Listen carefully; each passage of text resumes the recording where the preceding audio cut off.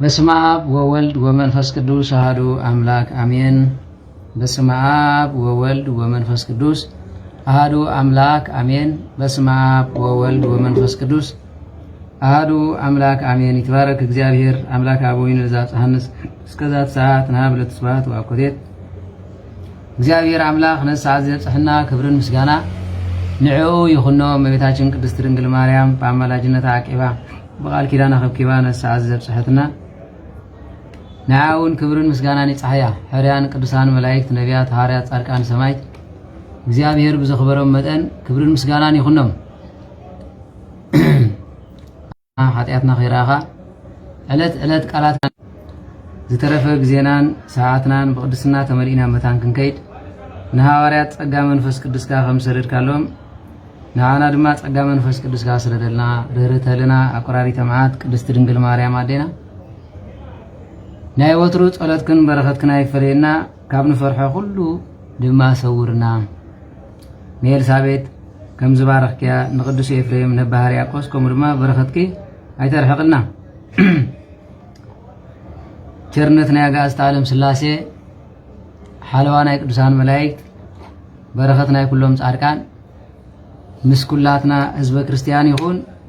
አቡነ ዘበሰማያት ይትቀደስ ስምከ ትምጻእ መንግሥትከ ወይኩን ፍቃድከ በከመ በሰማይ ከማሁ በምድር ሲሳይነ ዝበለትና ሀበነ ይምሂድግ ለነ አበሳነ ወጀጋይነ ከመ ንሕነኒ ንሂድግ ለዘአበሰለነ ኢታብአነ ጊዜ ውስጥ ተመልሱት አላ አድኅነነ ወባልሐነ ኩሉ ኩይስ መዚአከ ይእቲ መንግሥት ኃይል ወስብሐት ለዓለም ወለዓለም አሜን። በሰላም ቅዱስ ገብርኤል መልአክ ወእግዝእትየ ማርያም ሰላም ለኪ ድንግል በሕሊናኪ ወድንግል በሥጋኪ መእግዚአብሔር ጸባኦት ሰላም ለኪ ብሩክት አንቲ እምአንስት ወብሩክ ፍሬ ከርሥኪ ተፈሥሒ ፍስሕት ማርያም ምልዕተ ጸጋ እግዚአብሔር ምስለኪ ሰአሊ ወጸልይ ምህረት በእንቲአነ ካብ ፍቁር ወልድኪ ኢየሱስ ክርስቶስ ከመ ይስረይ ለነ ኃጣውኢነ ተማይጸነ ብኪ አሜን። ናይ ክርስቶስ ቤተሰብ አፍቀርቲ ቅድስት ድንግል ማርያም አዴና ኣብ መሰረት ነቢያት ሐዋርያት ታነጽኩም ደቂ ዓዶም ንቅዱሳን አዕይንተ እግዚአብሔር አቦታቴ ካህናት ናይ ምስጢር ተላእኽቲ ኣሕዋተይ ዲያቆናት በ40 በ80 ውድድነት እግዚአብሔር ተቀቢልኩም ተስፋ መንግሥተ ሰማያት ጽበዩ ብምሉእኹም ህዝበ ክርስቲያን ፍጹም ሰላም እግዚአብሔር ምስ ኩላትኩም ይኹን። ደሓን ዶ ረፊድኩም ደሓን ዶ ውዒልኩም ገሊኹም ደሓን ሓዲርኩም ገሊኹም ከዓ ደሓን ደምሲኹም በብዘለኹም ሰዓት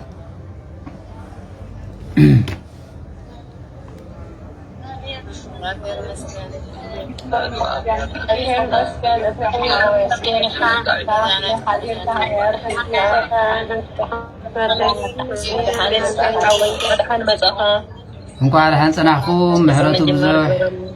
ኪዳኑ ሰፊሕ ዝኾነ እግዚአብሔር አምላኽና ነሰዓት እዚ ዘብጽሕና ክብርን ምስጋናን ኣምልኾ ውዳሴም ንዘላለም ይኹን። ሓራይ ሎማዓንቲ ድማ እግዚአብሔር ፈቒድልና ተራኺብና ኣለና። ንዓና ዝኸውን ዝጠቕመና ትምህርቲ ተማሂርና ክንከይድ ናይ እግዚአብሔር ሰናይ ፍቓድ ይኹን። ሎማዓንቲ ንመሃሮ ካብ መዝሙረ ዳዊት ዝሓተትኩም ሕተ እዩ ኩሉ ግዜ ተሓትዎ ብዙሕ ምስ ተመላለሰ እዩ ማለት እዩ። መን ይዝእመን ዝብል ዘረባ ዳርጋ 4-5 ዓመት ጌራ ማለት እዩ። መን ይዝእመን ኣብዚ ሚድያ ተሓደናቱ ይብል ተሓደናቱ ይብል ተሓደናቱ ይብል ሓቆኹም እዩ። ዝእመን እኮ እግዚአብሔር ሰብ ኣይኮነን። ስለዚ ሓቶ እዚኣ ኣይናይ ቁኑዕ ክንብለ ኢና እቲኦም ተሃድሶ ይብሉ እቲኦም ተወጊዞም ይብሉ ዋላ ብዓይኒ ሃገር እውን ኣይናይ ትቁኑዕ ዘሎ ሃገርና ጽቡቓላ ትደገፍ ዝብሉ እንከሎ ልቢ ዝናወዘ ማለት ስለዚ ብሓፈሻ ግን ኣብዚ ሚድያ ክመጽእ ከሎ ዋላ ሓደ ሰደድኩም ላይ ኣለኹም ነዚ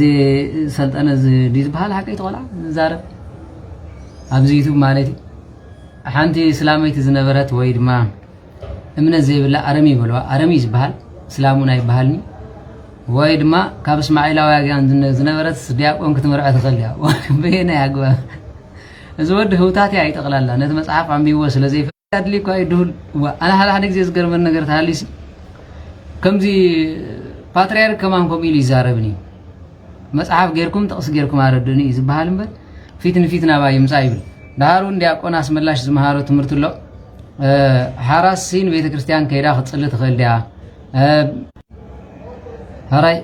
መስመር ይቆራረጽ ኣሎ መስለኒ በዚ ናይ ፌስቡክ ስለዚ ከምኡ ዝሓተትኩም ኣሎ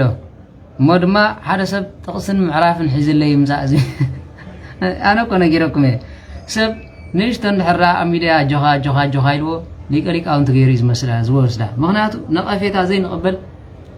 نيشتن حرتا مايركا كم زين نخلص فلت غير كام موساد زي مالتي ولا دياكون اسملاشون زمهارو سلو دياكون اسملاش جي ابت بهايمانوت كابتم نفعات بحالنو يحجزي بزي ميديا زغبريو ቤተ ክርስቲያናቱን የገልግል እንዳዘረም ፍላይ አውሮፓ ማለት ንስኻ ሓራስ አቀጽር ቤተ ክርስቲያን መጽያ ክጽል ተኸልያ ዝብል ትምርት ዝመሃረለ ማለት ዋ ብነፍሱ ዕቡድ ግዚ ይብለኩም ኣለኹ ማዕረኽ እንደይ ንዕቀት ከም ዘሎ ማብታ ሃይማኖት እቲ ዲያቆናስ መላሽካ ዛን ጎንደር ምልስ ዝብል እንደ አፍለሆ ግዱ ሲደሞ ኮይኑ መርጌታ ኮይኑሎ ይመስለኒ መርጌታ ግዱ አዛፍለሆ ግዱ ሲደሞ ኮይኑ ይህውጽ ኣሎ ማለት ይህውጽ ስለዚህ ንሕና ርኢና የሰሚዕና ይንፈልጥን እንኳን እንደዚህ ሲ ዓባይ ከማን ጠቅስን ምዕራፍን ከይፈለጠት ከላ እንታይ ይግበር ትፈልጣያ ማለት እንታይ ይግበር ሲ ዓባይ ትፈልጣ እንኳን አነ መጽሐፍ አንቢበ ከምዚ ኢለ ይትረፍሲ ዓባይ እኳ ትፈልጣ ነውሪ ኢላትካ ተኸይ ዝግዮም በላ ነይረን ከምዚ ሎም ዘለኽና አዴታት ዋይ ደፊኖምና ጸኒሕ የሚልክን ነታ ኃጢአት ክታትወ ትኸላ ይኸ كم تناي كلام بعلاد عباي جنت زغنا نيرن وا انت زودي نعبا بسم انبل سمعسك زمن تحاويسو سلا زغنا انبل نو ورحاو صقيات زلو اغوالن ستي تخوف زبلتلو كاهن كمان كفاي بلن نير سلام تايبل كاهن دم سلا زي يفسس ابدم زفسسو دما كفاي بلن نير ወንበርና ካህናት ኳስ ንበይኒ ነይሩ ስለዚ ነዚ ሁሉ ዘምጾ ዘለው ካበይ ዝመጽእ ንሕርተባለ እዚ ካብ ጅቦም ይኻ መጽሐፍ አይኮነን ፍልስፍና ዘምጾሎ ገለገሊዮም ድማ ከሓቱ ከለው እንድሕርዳ ውዳሴ ማርያም ፍልጥ ኮይንካሞ ንዓኻ ወርሃው ጽግያት ተጋጢሞ ኣብ ልብኻ ዘሎ ክደግሞ ትኽእል ባብ ልብኻ ዘሎ ክትዛረብ ዝኽልክለካ ነገር የለን ኣብ እምረኻ ዘሎ ክትዛረብ ዝኽልክለካ ነገር የለን መጽሐፍ ኣይተሓዝ ተባሂሉ ግን ኣይተሓዝ ቅዱስ ነገር ኣይተተንክፍ ተባሂሉ እምበር ኣይተጸልይ በለን ኣብ ልብኻ ዘሎ ኣይትበላ ይበለን ገሊኦም ድማ እቲ ቃል ዲ ዝኽብር ተወረቀት ዝብልሎ ሁለት ይኽብሪ ተቃል ኣብ ወረቀት እቲ ታቦት እንሆ 10 ቃላት ተጻሒፎ ይኽቢሩ እቲ ቃል ተጻሒፎ ድማ ልክዕ ኸም እዩ ስለዚ ነዚ ሁሉ ተምጽኦ ዘለኹም ካበይ እንድሕር ተባሂሉ ኣነ ኣይፈልጥኒ ካበይኹም ተምጽኦ ዘለኹም ኣይፈልጥኒ ማለት ኣብ መጽሓፍኩም የለን በዓብዩ ፍትሐ ነገሥት ዘንብቦ ሰቡን የለን ፍትሐ ነገሥት እኮ ሰባት ንሕጊ ክጥዕሞም ኢሎም ጸሓፎ እዮም ምባል ዝበጽሑ ዲያቆናት ካህናቱን ንርኢ ኣለኹ ሓደ መርጌታውን ኣሎ ኣይደነው ኣበይ ሃገር ዝነብር ነጠላ ገብረ ሰብኽ ጫሓም ማለት ንሱ ዛረበ ዝነበረ ማርያም ማለት ከምዚ ማለት ኣይኮነን ምናልባት ትፈልጥዎ ትኽእሉ ስላሴ ንሕና ኣይነምልኽን ዝብል ማለት ዋ ሕጂ ዝገርም ነገር እንድሕራልዩ ኣምልኾት እቲ ዛራርባ ጽቡቕ ኣለኹ ኢሎም ነታ ነብሱ ሰማይ ስለሰቐላ ክዕረ ይክእልን ነታ ነብሱ ከዓ ኣነ መርጌታያ ክንደዚ ዓመት ተማሂረ ስለዝብል ዘሎ ነቲ ሰብ ብዙሕ ከጋግ ይኽእል እዩ ስለዚ ኣብ ከምዚ መጺኻ ክትሕልፎም ጽቡቕ ኣይኮነን ማለት እዩ እዚ ትሪእዎ ዘለኹም እዚ ማለት ፈልጥዎ ትኾኑ እዚ ኣብዚኣ እኳ መን ከም ዝመኸሮ ነፀላ ገይሩሎ ማርያም ማለት እንታይ ማለት እዩ ንቢና ሓከራመትና ሓጭ ማርያም ማለት ኣብ ቤተ ክርስቲያንና ወይ መጽሐፍ ቤተ ክርስቲያንና ኣብ ዘመን ንኡሳት መጽሐፍቲ እዮም ናይ ንኡሳት እንድሕራሪና ማርያም ማለት እንታይ ማለት እና ታሕትና ወይ ሊቃውንት ተሓሪፍኩ እንታይ ዝብል መልስ ምለሳ ማርያም ማለት እንታይ ማለት እዩ ተባሃሉ ወይ ሕጂ አንተ ተዛረቡ እንታይ ሕጂ ስምዕዎ ዝብለ ዘሎ ንሊቃውንት ምሳሓተትኩስ ማርያም ማለት ክብል ከለኹ እንታይ ኢሎምኒ ዝብል ዘሎ ሊቃውንት ዝበልዎ ይኸቃልል ማለት እዩ ድሕር ከምኡ ኮይኑ تا بيت كريستيان سريع زغمطته اب نجر ملكوت اميديا مسيح صلك يزربي تاريخ دلايكم تزارب تخليهم نجر ملكوت كتطامم مغن አይተخليهم ስለዚህ እዚኦም አይጎሉንም ስለዚህ መጽሐፍኮ ተሰኒዱ ዝነበርኮ ኩላትናኮ ባል አሪዮስ ካልኦት ዛመሰልኮ በነገረ መለኮት የም ካብ ቤተ ክርስቲያንና ተፈየዘም ናይ ናሳ እንድሕራሪና ማርያም ማለት ታማ መስ እስኪ ስማዓኩም ደለቶም ማ ፌስቡክ ዝበዝሕ ሰብ ስለዝከታተል አብ ይስማዓኩም ታልዩ ሓደ ጻሐፉም ነዚ መርጌታ ይብልዎ ነይሮም ኣብቲ ኮመንት እንደገና ድማ ሃለቃ ዝብልውን ኣለዎ ማለት ሃለቃ ማለት ሙሉ ዲያቆን ኣይኮነን ማለት በሓፈሻ ግን እዛ ሓውና ዝዛረቡ ዘረባ እቲ መጽሐፍ ሊቃውንት ዝቐመጥዎ መጀመርያ ይዝርዝርሞ ድሕሪ ስጋ መጨረሻ ተሰማዕኹም መጽቡቕ እዩ ሽዑ ንስኻኒ ንመንና መን ያንሱና ማርያም ናሓክናመትና ሓጭ ማርያም ማለት كلايو شعب السخاني مسيو تعبيتات لعلنا رأيو نحما كما تلاقي هناك قدس انبل مريم مسيو تعبيتات لعلنا رأيو تخز قبع خبري مهاب رأيو شعن السخاني نمن ينامن ينسو نام مريم يو مريم مالت انتهي مالتي نبينا حقنا عملتنا حاجة مريم مالت أبت كريستيانا ويمسح جو كريستيانا بزمن أسات مسحت يوم ناي ناسات ندحر أرينا مريم مالت تعمل كلنا تحت جري يوم لهم ولا تزار أربع نؤسان مسحت زمن أسات زبلة زلة بطعم يزك قالوا مالك أنا أذكر من نقرة علي قد لقدسان زك قال بيت كريستيانا زقمت أتو زك قال أنت خاين أزكوا على بحافي بقى ولا حنت بيت كريستيان تكمونا يكونن كرداكم زلوا مالك سيلك أبزم تقبلك أقوانات إمكانه نفسه كابتم برانا اللي هيجوم قلم بس بيصم زص نحوان لعنس تمال خم كرمت زبقله مدما يمان صقام كفل زي كل سب نفسه عقب زغبرا الله مالتي ها سلاز بس سلاز خونه اتوم دياقونات انتخونه تعغست زلو زراربا تزاربكم زبلصي مالتي سلازي ازي تريم زلخا رايو ناوي لقاوت تحريفكم تاي زول مرسي مثلا مريم مالتها مالتي تتبالو وي حجي عن خيت زاربكم تاي مبر مريم مالت فتصمت مالتي مريم مالت مراحت منقص سميات مالت مريم مالت محدرت مالكوت مالت مريم مالت صقانات مالت مريم مالت كاب زوصينا خاني تي مريم زرزر مهابنا حجي نختار نغرنا نمحل مريم مالت صقانات مالت اخذ من دا ቋንቋ حجي ريهم ንምንታይ ንምምጻ ይኹም ዝብል ማለቲ ሓደ ማርያም ማለት በዕብራይስጥ ቋንቋ ብምባል ዝተዛረበ ሊቃውንት ቤተ ክርስቲያንና ቃል በቃል ኳስ ኮም ይኮነን ማር ማለት ኣብ ምድሪ ዝመቀረ ያምካ ኣብ ሰማይ ስለዚ ማርያም ማለት ናይ ክልቲኡ እኖ ኣብ ሰማይ ናብ ምድሪ ዝመቀረ ማለት እዩ ትርጉሙ ማለት እዩ በተኻለ ግን በተግባር ንስም ተግባር ይገልጽ ይኩም ዝብሎ ብዙሕ አቦታትና ዝተንተንወሎ እዛ ሓውና ዝዛረበ ዘለ ግን አይደነው ማዕረጉ እንታይ መሆን ይፈልጥኩን ግን ነጸላ ስለ ዝገበረ ማለት እዩ መርጌታ ዝብላሎ ሃለቃ ዝብል ማለት ሃለቃ ስዒሩ ዝብል ማለት ነዚ ግን ዝዛረበ ዘለ ማለት ስለዚህ ኩሎም ማርያም ማለት እንዳተባህሉ ዝባሃሉ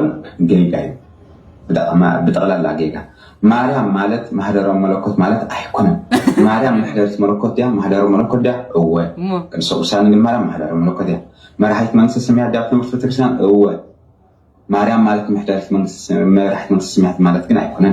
ማርያም ዘምጾ መስለኩም ንዕዮም ጾም ክንደይ ማርያም ኣለዋ ከምዚ ማለት ዲዩ ከምዚ ማለት ይዝብልሎ መጀመሪያ እቲ ዝለዓለ ስም ዝገልጾ ንዕዮ ማለት ይምበር ተንካሎት ማርያም ዝመጻውን ኮን እግዚአብሔር አምላክ ምስጢርን ጥበቡን ገሊጹ አበን ዝሓደረሊ ስለዚህ ነዚ ከምዚ ዲ ወይ አይኮነን ከምዚ ኮን ይሁዳ ማለት እጅሲ ይሁዳ ማለት እግዚአብሔር ይመስገን ማለት እዩ ይሁዳ ማለት እግዚአብሔር ይመስገን ማለት ዲ ክንደ ይሁዳ ዘለው እግዚአብሔር ዝመስገን ዲ ኮሙዝ ባህል ዘረባ አይደለም ስለዚህ እንታዩ ንምጅባር ዘምጾይ እዚዮም አፍለሆ ዝባሃል ስለዝወስዱ ኣብቲ ቤተ ክርስቲያን ክመሃሩ ከለው ብሕቡ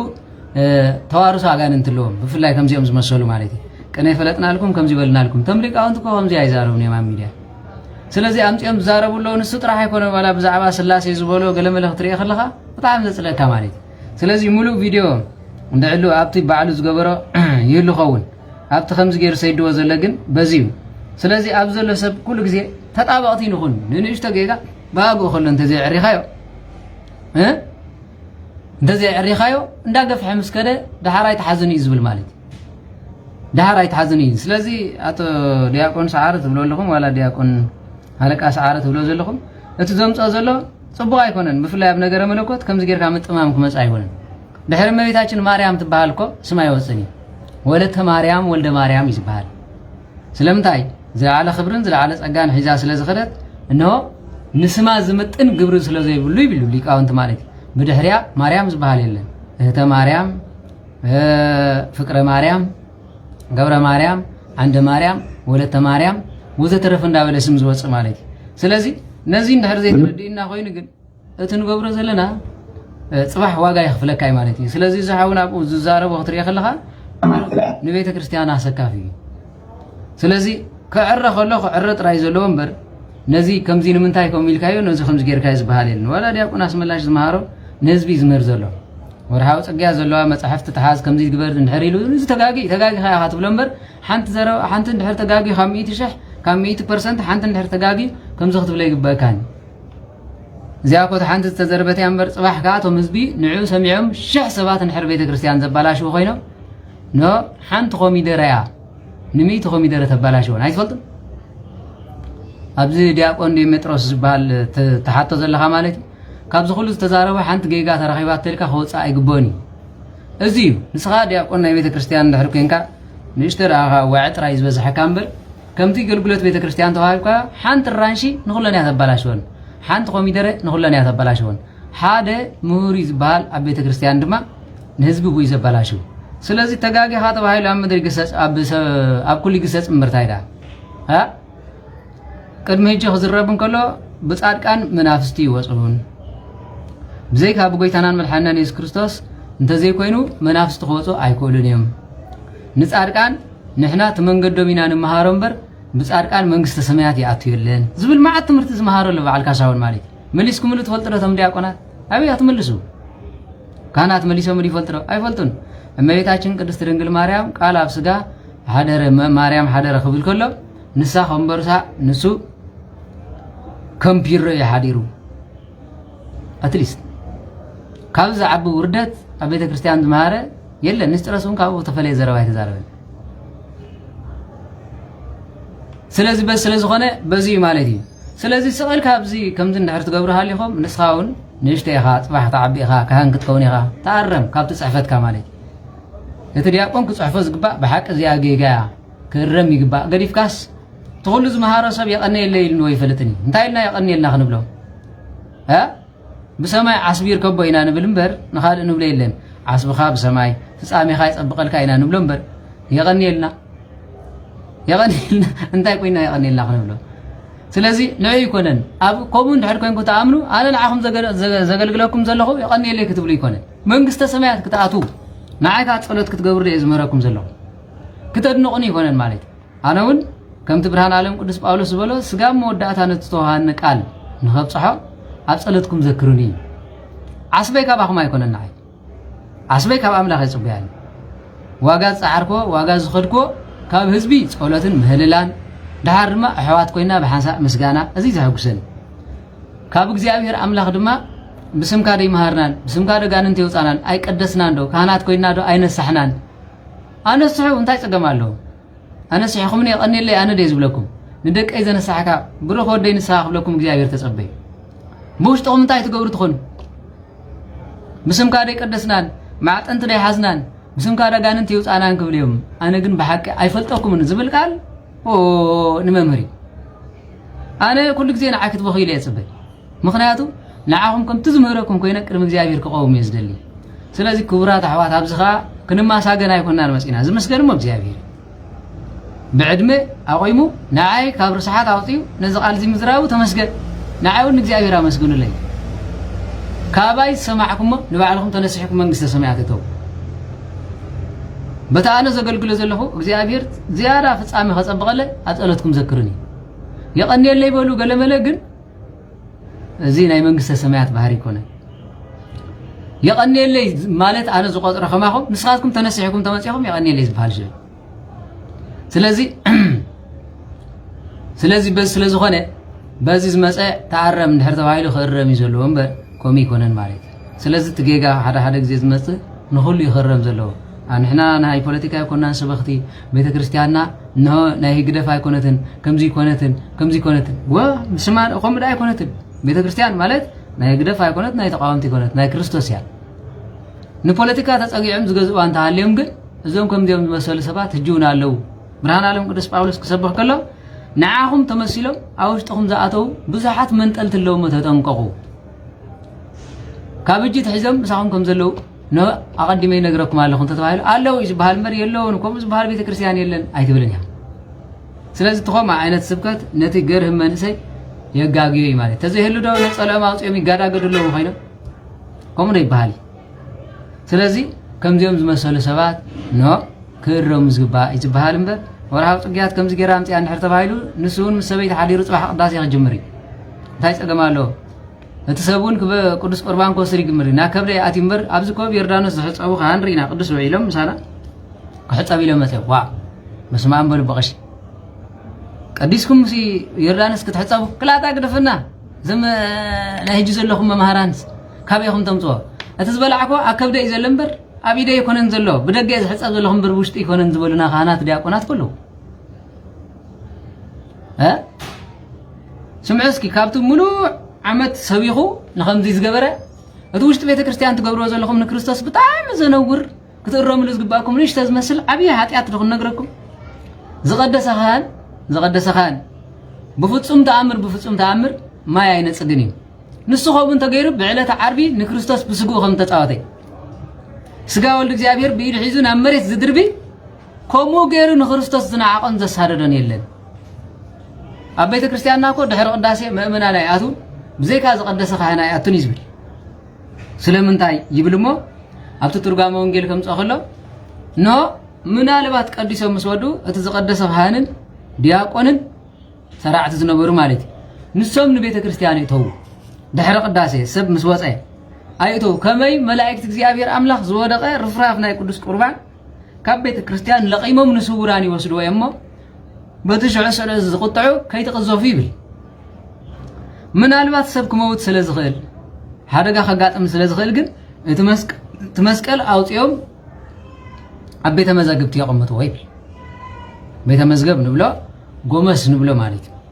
ሰብ አጋጢሞ ክመውት ስለዝኽእል دهريت مسكال كاب وسيدهم فتحوا حمم يقاطم بغيرهم فتحوا لو مجد دهر قداسي واخد زمرتو عل دهري اداراش كم تسانه سل خمزه يبلنا نبيت كريستيان بتاع من نويرناو ابو مصيوم ديغ زبللو نقدس قربان كان زقدس زل بيت كريستيان رغيصنا يخم نبركو يردكم سلازي قديسو زنص كاهن نكريستوس بعلة عربي طرح زبانو كم زقلطي زقصار كيغرمكم كما يبلو نسقا ولد እግዚአብሔር ደርቢዎ አምድሪ መእመናን ከረቅጾ አገጽ ህዝብ ዝነጽገ ዘለንሱ ግን ንሽተ መስለኩም አለ ስለዚህ ተንቆሙ ትገብሩ ኻናት አውሽት ቤተ ክርስቲያን ክትሮም ይዝግባ ዝነጸጎ መዓልቲ ጽቦ ተዘይ ኮይኑ ድማ ዘይቀደሰ ኻን ዘይነጽግ እንታይ ካንተ ሳይኒ ተዘይ ኮይኑ ንዲያቆን ባሪያኩም ዘይትቦ ዘይነጽግ ምንጻግ እኮ ዲያቆን ይፍቀደይ ወላ ዓቢ ወላዱን ክነጽግ ይፍቀደይ ባሪያኩም ዘይትቦ ስለዚህ ምንጻግ ማለት እኮ አጋንንት መውጻይ እኮ ببعدميو ببدرجو قدم نخال دهري ندياقون دهري نمرغيتا دهري دما نعبي ولادي እግዚአብሔር ይግና حكايلو እተኻን ድማ ባሪኹ ከም ተጳጳስ ባሪኹ ንቅዱስ ቁርባን ዝብ ኮሙን ተሃበን ታይጠገማለሁ ስለዚህ ኮሙ ገይርኩም ክትገብሩ ከለኹም ጽቦዝ መስለኩም አለው ቆሪብኩም ማይድጋም ትጨው ሰባት አለኹም አገድሊ አባ ሳሙኤል ዘዋልድ ባንታይ ከም ዝብል ትፈልጥ ኖ አብ ሰማያት ውዒሉ ክመጽእ ከሎ معطنت ناي سميات كمي مخاني نغروم نبرم سميات قديسو بغزي سنبت انه كمي لوم كم زنبري نغروم نبرم خزارب كله حنت طفطافنا مريت ودقتي مدهاني عالم ክርስቶስ ተገሊጽ መሲል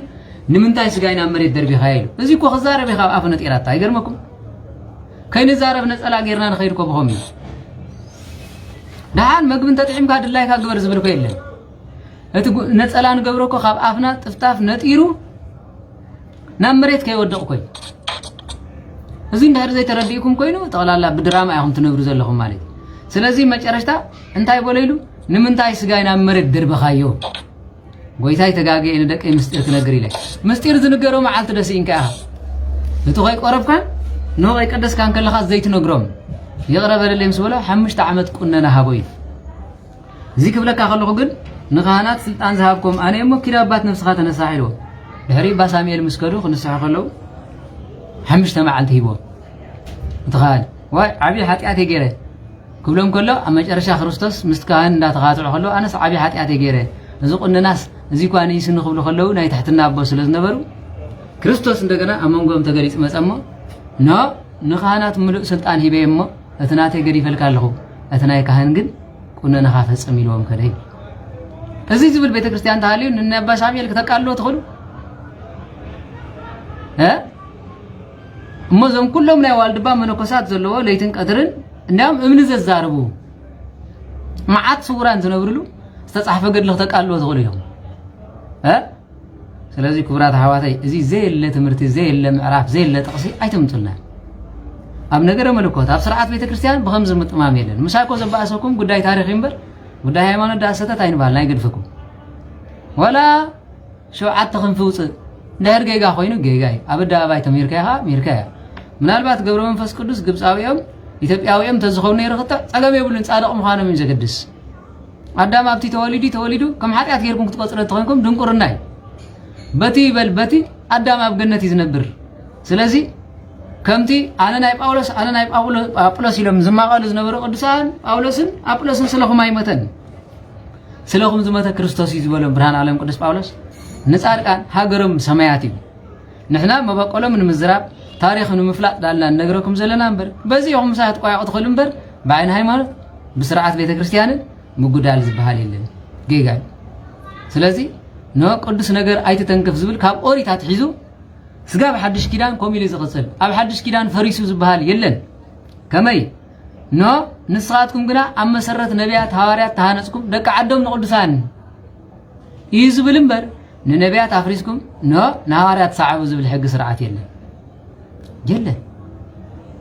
እመቤታችን ቅድስት ድንግል ማርያም ንጽሕት እያ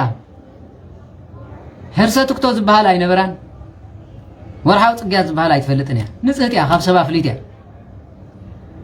ሕግን ስርዓትን ቤተክርስቲያን ትመልእ ስለ ዝነበረት ግን ንሳም ምስ ሓረሰት እኳ ክንድዚ ንጽህና ክንድዚ ቅድስና ኖ ልማድ አንስት ዘይብላ ክንሳኳን ቤተክርስቲያን ኣይመጸትን ድሕሪ 40 መዓልቲ ሕግ ክትፍጽም ኢላ ልብ በሉ ወንጌል ማቴዎስ ቆይ ዝብል ከምቲ ሕግን ስርዓትን ኖ ንህፃናት ዝግበረሎም ክትፍጽም ኢላ ምስ ዮሴፍ ሒዛቶ ንቤት መቅደስ መጸት ድሕሪ ክንደይ መዓልቲ ድሕሪ 40 መዓልቲ ካብ እመቤታችን ንስኻትኩም ትበልጡ ዶ ትነጽህ ዶ ካበይ ምጽኹሞ ተቕስብ የሎ ምዕራፍ ኣበሎ መብዛሕትኦም ተምጽኦ ጥቕስ ድማ እታ 12 ዓመት ደም ዝፈሳ ዝነበረት ሓደ ብመሰረቱ 12 ዓመት ደም ዝፈሳ ዝነበረት ንቤተ ክርስቲያን ኣይኮነትን መጽያ ኣብ መንገዲ ያርኺባት ዳሃር ድማ ሽግርትን ሕምምትን ዓቕላት ጸበባ ንሞት ዝተተቃረበት ያ ምናልባት እግዚአብሔርን ተመሓረን ኢላ ተጨኒቃ መጽያ ሕግ ኮይኑ ይኮነትን ተንኪፋቶ እግዚአብሔር አምላኽ ድማ እምነታ ርዩ ድኽነታ እንታይ ዝበሃል ሕማማ ርዩ ዳሉ ፈዊስዋ እምበር ዝግባእ ኮይኑ ይኮነን ነዚ ድማ ፍትሃ ብሔር ይበሃል ፍትሃ ብሔር ክርስቶስ መሓሪ ምሕረቱ ድማ ንሽግራት እዩ በዚ ድማ ቤተክርስቲያንና ነቶም ኮሚለን ተሸገራ ወርሃዊ ጽግያትን ዘይቋርጸን ቤተክርስቲያንና ምናልባት ድሕራ ዓመት ኮይኑ ነዊሕ ዘመን ኮይኑ አባት ነፍሳ ይመጽሞ ጸሎት ገብረላ ምቁራጽ እንታዊ ግን ኖ ንገዛ አኺሩ ሕግ ስርዓት ቤተክርስቲያን ይፈጽመላ ይዝብል ንበር ቤተክርስቲያን ተምጻእ ዝብል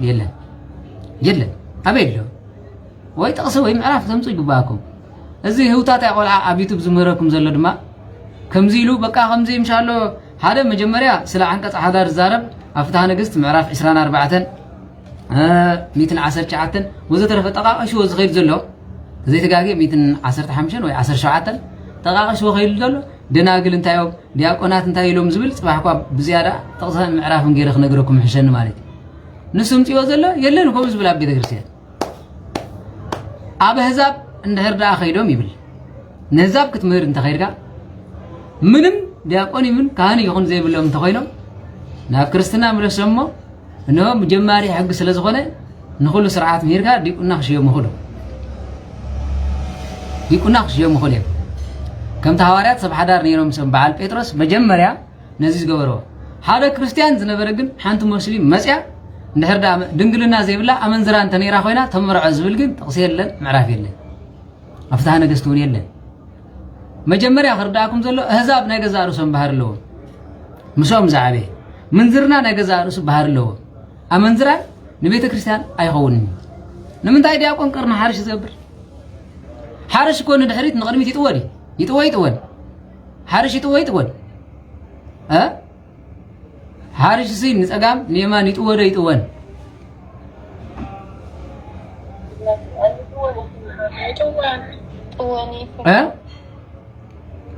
ኣይጥወኒ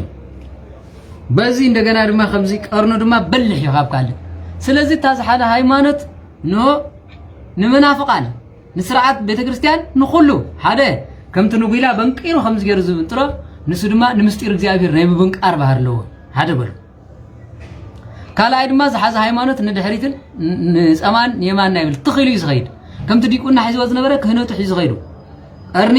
ከምቲ ወጊኡ ዝወግእ ንሱ ድማ ካብ ቃሉ ዝወፅእ ካብ ስልጣኑ ዝወፅእ ጽባሕ ንስልጣን እግዚአብሔር ሒዙ ንጸላእቱ ዝወግእ ምዃኑ ነጋንንት ዘባርር ምዃኑ ክርዳእኩም ኣለዎ ስለዚ እንታይ ክብለኩም ዝደሊ በዚ ክትመሃሩ نخلاتنا خردائنا ندليم بر كم زبها ليلن سلازي قرن حارشون ترجمون نحر زي ترديكم كوينكم نزيز بهاليلن سلازي نسب كتكالا خلق تبلو حق እግዚአብሔር አምላክ ተፍርሲየ ብልኩም ነትጽቦት ተጽብለው ተብለና ተሕማካ ሕማቅ ስለዚህ እንኳን ዶ ሓራስ ዝኹን ወርሃው ጽግያ ዘለዋሲ እግዚአብሔር አምላክ ኖ ነቶም ወርሃው እንታይ ዝባል ሕልመ ለሊት ዘጋጠመምኮ ቅድም 7 መዓልቲ አይቆርብን ነይሩ ለምለም እንዳለኹም ኮይኑ ስለዚህ ኣብ ቤተ ክርስቲያንና ፍትሃ ብሔር ዝባል ንኻህናት ጥራይ ተዋሂቡ ንሱን ከም ሕጊ ኣብ ኣደባባይ ዝረብ ኣይኮነን ካህን ሽግርካሪዩ ሕማምካሪዩ ንኣብነት መከላኸሊ ጥንሲ ምጥቃም ይፍቀድ ይፍቀድን ኣይፍቀድን ከመይ እግዚአብሔር ፍረይ ተፋረዩ ንምድር ምልእዋ ኢሉ እምበር ዘርዕ ዕገቱ ኣይበለን እንደህርዳ መከላኸሊ ጥንሲ ዝጥቀሙ ሰባት እንደህር ሃልዮም 4 ግዜ ብኸብዱ ዝወለደ 3 ግዜ ኸብዱ ዝተሓርደ እንደህር ኮይኑ ግን ንምውላድ ሽግር ኣለዎ ናይ ማህፀን ሽግር ኣለዎ እዚ ነባት ነፍሱ ኸይዱ ካብባት ነፍሱ ፍታሕ ክገብር ይኽእል ከመይ ጥዕኑ ነቲ ተፈጥሮ ኣይውክለን ንኸነ ድማ ኸም እዩ እንደህርዳ አንቢብኩም ሞኸንኩም ኣብቲ ዘለዋውያን ለዋውያን ክጽሕፉ ከለው ኣብ 24 ምዕራፍ ጽሒፎም ዘለው ኣብ 15 ካህን ዝኾነ ኣካል ጎደሎ ክህልዎ የብሉን ንኽነት ዝምረፅ ሰብ ጎደሎ ኣካል ክኸውን የብሉን እዩ ሓደ በኣካል ኳስ ኖ ምሉእ ክኸውን ኣለዎ ኣካል ጎደሎ ክህነት ኣይወሃብን ከመይ ማለት ኣካል ጎደሎ ብዙምት ዝወደቀ ኣካል ናይ ካህን እንታይ ንሕር ተባሂሉ ንጽህና ድንግልና ቅድስና እዩ ዲያቆኑ ናይ ክህነት ጸጋይ ዘለዎ ስለዚ ዲያቆን ስንኩል ክኸውን የብሉን ማለት ብስጉ ዝረስሐ በቀልበቱ በሃይማኖቱ ድማ ክሕደት ጥርጣረ ዘለዎ ክኸውን የብሉን ወረቲ ስልጣን ዝበሃል ቆልዓስ ኣብ ዓድና ጉጉይ ባህል ኣሎ እንቋቑሖ ገይረን ንድንግል ዝፍትናው አንታ ዝወድ ብነፍስ ደንቆረ ኣይፈልጥን ያን ብለኩም ኣለኹ ቆልዓ ኮይኑ ንስኮ ወላ 30 ዕድሜ ይመሉን ክውጾ ግድን እዩ ፈለጥኩ ኣጆኻ መምህር ኢሎም ቶም ካህናቱን ስለዘምጽኦ ዘሎ ዓዲ ኸባላሽ ይብለኩም ኣለኹ ሓደ ኣፍልጠና ያዴታት ካህናት ኣይግባን ንድንግልና መፍለጢ ብዙሕ ዓይነት መፍለጢ ዘለዎ መንፈሳዊ መፍለጢ ኣሎ ስጋዊ መፍለጢ ኣሎ ብስጋዊ መፍለጢ ጸጋ ዘለወን ንዕዝ ፈልጣ ኣሎ እንኳን ንስኹም እስክትብላ ድንግል ዲኻ ድንግልን ዝፈልጣ ኣዴታት ኣሎ ጸጋ መንፈስ ቅዱስ በኣኻ ዝግምገም ኣይኮነን ካልእ ድማ ከም ዝበሃል ዘሎ ኸዓ ብማተርያል ዝፈልጦ ኣለዋ ከመይ ጌርኩም ከምኡ ትብሉ ትኽእሉ ስለዚ ንዲያቆን ትምርዖ እንኳን ዶ ዘይኣማኒት ዝነበረት ይትረፍ ኣመንዝራሲ ድንግል እንተነይራት ከማን እምነታ ተመርሚሩ ብጸሎት ተሓቲቲ እምበር ዘይኣማኒት ዝነበረት ክርስቲያና ኮይና ላይላ ንዲያቆን ቀጢፋ ይትምርዖን ከመይ ኣሕዛባዊ ካይዳ እዩ ዘለዋ ብድሕሪያ ዝጎታ ኣለዋ ጽባሕውን ክትጣዓስ ትኽእልያ ነቲ ዲያቆን ክተፍርሰሉ ትኽእልያ ዲቅኑ ስርዓት ክኸብዳ ኸሪ ሕጊ ክኸብዳ ኸሪ እንታይ ይገብሩ ኣቦታትና ድንግል እንተኾይና ሱባኤ ቆፂሮም ጸሎታ እምነታ መርሚሮም እግዚአብሔር እዚኣ ኣጽኒዓ ንዘለዓለም ክተንብር ትኽእልያ ተባሂሉ ዝወሃብ ነይሩ ብመሰረቱ ንዲያቆን ትመርዓኮ ድንግል ጥራይ ስለ ዝኾነት ኮይኮነን ክርዳእኩም ዘለዎ ንምስጢር ሃይማኖት ተዕቅብ ዶ ንጽባሕ ኖ ኣብ ፈተና ይትኾነ እንደተባሂሉ ሱባኤ ይተሓዝ ነይሩ ሎሚ ግን ምጻቢልካ ዝምሪ ይብልሞ ዲያቆን ክምስ በለጠ ድንግል ይብላ ወይ ድንግል ትኾና ይተወንስ ገይርዋና ካልኣይ ድማ ናይ ተፈጥሮ ድንግልና ዘይብለና ዋልድ ከም ዘሎ ኣይትፈልጡን ኢኹም ብመርገም ንኻና ንዲያቆናት ኣይኮናን እዩ ስለምንታይ ትፈልጢኹም ገድሊ ቅዱሳን ናይ በዓል ኣቡነ ሊባኖስ ወዘተረፈ ዝኣመሰለ ኖ ድንግልና ዘበለ ኖ ድንግልና ክንካባኸን ይጥፋእ ተባህላ ኣለዋ ምናልባት ንኻልእ ከይመስል እምበር ዳሓርዳ ኣቡነ ሊባኖስ ኣብ ሃም ኣብ ዝነበሩሉ ግዜ ኣገድሎም ይብል ማለት እዩ ብላዕሊ መፅና ኣዋልድ ሃም ይሸናሉ ስለ ዝነበራ ኣዋልድ ሃም ብሃማት ኩን ኢሉ ረገመን እዩ ካብ ንኔው ዲያቆን ኣይምርዐውን ነይሩ ዳሓር ግን ኣቡነ ሊባኖስ ኖ ብሞተይ እምበር ብሂወተይ ናብዚ ሃገር እዚ ኣይረግፅን ኢሉ ነቲ ሃገር ገዲፉ ኸደ ይብል ድሕሪ ግን ኣቡነ ሊባኖስ ዓፅሚ ምስ መፀ መርገመን ተሳዕረ ይብል ማለት እዩ ስለዚ በዚ እንድሕር ዘይትፈልጡ ኮይንኩም በቃ ነቲ መፅሓፍ ኣቐሚጥኩም ኖርማል ስብከትኩም ሰቢትኩም ኪዱ ኣነ ዝብልኩም እየ ስለዚ ገድላት ኖ መፅሓፍቲ ቤተ ክርስቲያንና ስለ ሕጊ ቤተ ክርስቲያን ብፍላይ ንዲያቆና ድማ ድድስቅልያ አንቢብካ ምስ ትርጓሚ እምበር ኣለላ ኣቢልካ ኣምፃ ኣቢልካ ንበዓል ዛሃራን ገለመለን ኮለል ክብሉ ዞም ዲያቆናት ማለት ከምዚ እስራኤል ዘለዎ ዓቕሊ ስለ ዘለዎ ፅባሕ ከይዶም ፍልስጤን ንዕጥራይ እመን ብጎይታ ኢሎም ናይ ህዱን ክምርዐ ወለ ናይ ተፈጥሮ ድንግልና ብመርገም ዝጠፍእ ምርግምና ሓደ በሉ ግብረ ሕቡእ ትገብር ጓል ኣንስተይቲ ንዲያቆን ኣይትምርዐን እያ አይተም ስለምንታይ ኖ በገዛ አካላ በዲያብሎስ ድንግልና ተፍርሰ በዳዋ ጌራ ዘይግቡ ምትንካፍ ምግባር ድንግልና ስለተፍርስ እዚ አድማ በሰብ ዘይኮነ በዲያብሎስ ድንግልና ስለዝፈርስ ንኻን ዲያቆን አይተኸውን ካበይهم ተምጽኦ ዘለዎም ትምህርቲ ካበይ መጽዩ አበይ ለምዕራፍ አበይ ለጥቅሲ አበይ ለም ቤተክርስቲያን ወይ ገድሊ ወይ ቁነና ዝብል አበይ ለም ስለዚህ እዚ ዘይኮውን ስለዝኾነ ኮሙ ዝበሃል የለን መብዛሕትኦም ዝሓተትኩም ኣለኹም ግብረ ሕቡእ ትገብር ዝነበረት ጓል ኣንስተይቲ ንዲያቆን ክትምርዖ ትኽእል ዶ ኣይትኽእልን ኣይትኽእልን ግብረ ሕቡእ ምስ ኣጋንንት ርኳቤ ለምግን ዲያቆን ይተርፍ ገለ ይተርፍ ግብረ ሕቡእ እንዳገበረ ይኸይድ ስለዝነበረ መጨረሽታ ሁሉ ሆብላይስ ይቕፅል በቃ ተወዲ ስርዓት ቤተክርስቲያን ተጣሒሱ ኮም የለን ደቂ ሓው በይተነሲሕኩም ዳ እግዚአብሔር ኣምላኽ ኣገልግሉ እምበር ነዚ ዝበሃል የለን ስለዚ ኣነ ዝብለኩም ነዚ ናይ ጓልን ናይ ወድን ግብረ ሕቡእ ከማን በበይኒ ሳን ኣብ ኣካላ ካልእ ነገር ያተእቲ ዘላ ንሱ ግን ብደገ ስለዚ እዚ እንተዘይተረዲእኩም ኮይኑ ከምኡ ዝበሃል የለን ስለዚ ኣብቲ 318 ሊቃውንቲ ዝፀሓፎ ድሕሪ ዝነበረ ሊቃውንቲ ዝፀሓፎ ካብቲ ዝነበረ ጌጋ ሱባኤ ቆፂሮም ንእግዚአብሔር ኣምላኽ እንታይ ክንገብር ኢሎም ተመስከረሎም እምበር ከምዚ ኸማኻ ንዩቱብ ንሰብ ክሐጉስ ኢለ ዝዛረበ የለን ሕጊ ቤተክርስቲያን ንሰብ ክትሐጉስ ኢልካ ኣይትዛረብኒ ፅባሕ ግን ኣብቲ ናይ ፅባሕ ትምህርቲ ምስ ምዕራፉ ምስ ጥቕሱ ምስ ትርጓሚኡ ጌርና ክንመሃሮ ማለት እዩ ስለዚ የለን ዘየለ ኣይተምፅኡ ኣምፂኹም ለይ ኳነ ስሕያቕ እየ ስቂለ ማለት እዩ እንታ ዝወዲ ህውታት እያ ይጠቕላላ ስለዚ እሞ ከዓ ሓደ ሰብ ምዕራፍ ይኹን ጥቕሲ የምፀለይ ክብል ከሎስ ማዕርክ እንደይ መፅሓፍ ኣንቢባ ገርመኩም ሓደ ግዜስ 300 መፅሓፍ ኣንቢበ ይብል ነይሩስ ሓቂ ዶ እንታኸውን 50 መፅሓፍ ካ የንበበን ክብለካ ከሎ መድሃኒኣለምስ 300 መፅሓፍ ስካብ የምፅኡ ይምብሎ ተሓሶት ለሚዶም እየ ዋ ኣነ ኸም ይበሃል ብፍላይ ሕጊ እግዚአብሔር ክትዛረብ ከለኻ ሕጊ እግዚአብሔር ክትሰርዕ ከለኻ እንዲያም ዋላ ኣፍልጦ ዘይብሉኻን ክዛረብ እዩ ዝበለፀ ከመይ ይበልኒ ካልእ ትረፍ ፍትሃ ብሔር ስልጣን ተዋሂብዎ ሙሴሲ እስራኤላውያን ምስ ኣበይዎም እኮ ብሕጊ ስጋ ገይሩ ይገዝዎም ፍትሃ ነገስቲ ማለት እኮ ናይ ነገስቲ ፍትሒ ሓደ ንጉሰ ነገስቲ እግዚአብሔር ተኻላይ ድማ ካህን ንጉስ ዝበፀጋ ዝተዋሃቦ ንጉስ ናይ ነፍሲ ናይ ስጋውን ማለት እቲ ካልኣይ ድማ ነገስታት ክገብርዎ ዝግብኦም ንህዝብን ህዛብን ስለዘመሓድሩ ናይ ኣማንን ንዘይ ኣማንን ስለዘመሓድሩ ከመይ ገይሮም ክፈትሕዎ ይግባእ ንዝብል 318 ሊቃውንት ብድሕሪኦም ዝነበሩ 150 200 ንብሎም በቢ ዝነበረ ዘመን ንእግዚአብሔር ሓቲቶም ዘቐመጥዎ ሕጊ ፍትሃ ነገስት ይበሃል ኣብቲ ፍትሃ ነገስት ክልተ ዓይነት ሕጊ ዘሎ ፍትሃ ስጋውን ፍትሃ መንፈሳውን ዝብሎ ማለት መንፈሳዊ ማለት ንኣማኒ ዝውሃብ ክርስቲያን ኮይኑ ክገብሮ ዝግባእ ንንጉስ ክገብሮ ዝግባእ ንኻህን ክገብሮ ዝግባእ ካህን ንምእመናን ክገብሮ ዝግባእ እንደገና ድማ ንዘይ ኣመንቲ ክገብሮ ዝግባእ ኣማንም ዘይ ኣማን ክገብሮ ዝግባእ ሕጊ ስርዓት ኣብዩ መፅሓፍ ቅዱስ ኩሉ ጠቂሱ ኣይተዛረበን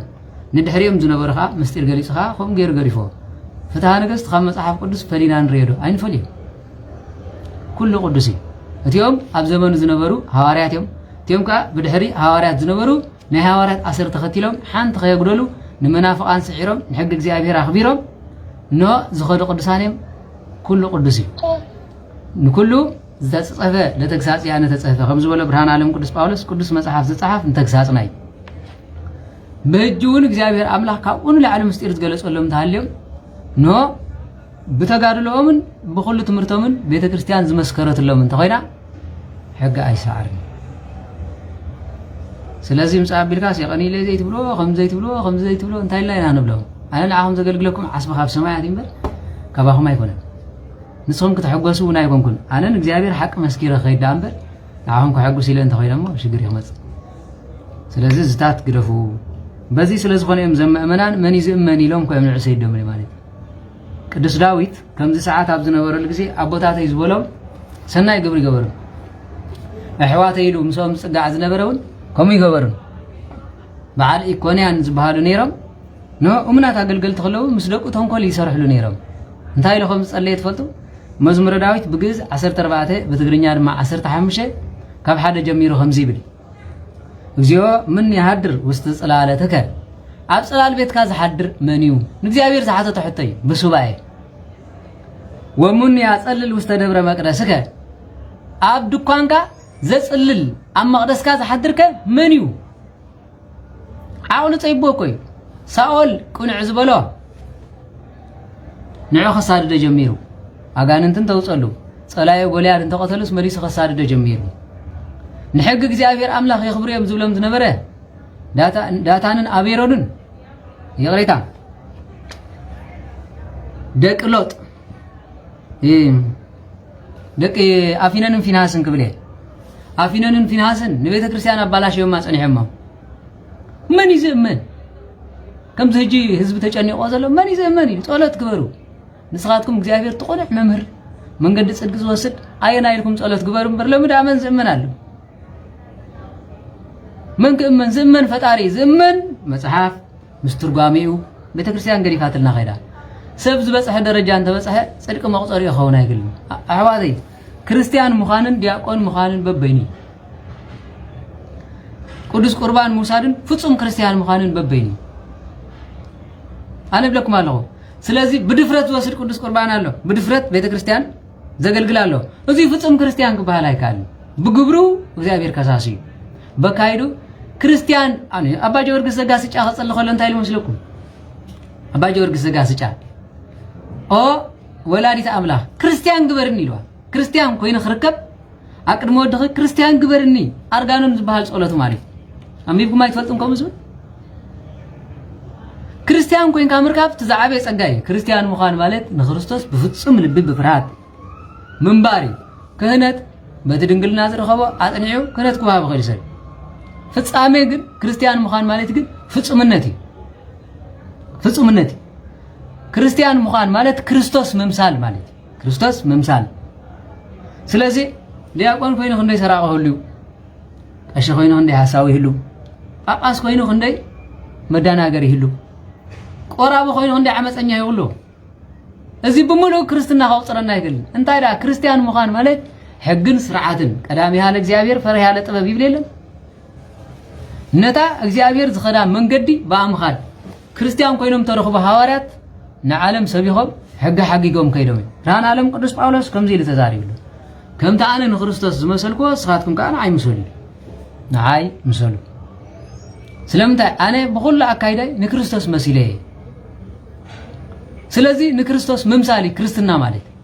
እንተዘይ ኮይኑ ግን ኣነ ከምዚ ኢለ ሰባኺ ወንጌል ስለዝኾንካ ፍጹም ክርስቲያን ክትከውን ኣይትኽእልን أكايدا خاص أبو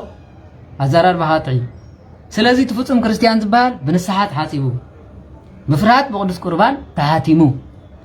بذا እግዚአብሔር አምላክ زازو زحقو بفرحات زخيت تخوينو زي كريستيان زبال لفلف وعيدكا نبعلها سنة مقبار تزيبلكا كريستيان كتكون ايتغلنا قدس حديركا نبعلها نزق قدسكا زي تنبرون تخوينكا كريستيان كتكون ايتغلنا نعاهم سبخ وعيلكم تسبكو زي نبرون تخوينة كريستيان كتكون ايتغلنا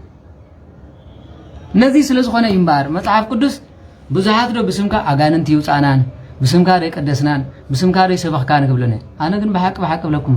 أيفلطكم من كبلمي سلازي قدس داويت أب زمنو زمن سبسانو لغزي نيرو زمن سانو وتم حواتا يزبلهم زنبره مساول مسو خيدهم مغنياتو أول دي يرسالهم كا يزمرالو نيرنكو نقولياد قتلو خلو ساول شح قتيلو 10 شح كا داويت قتيلين زريفنالو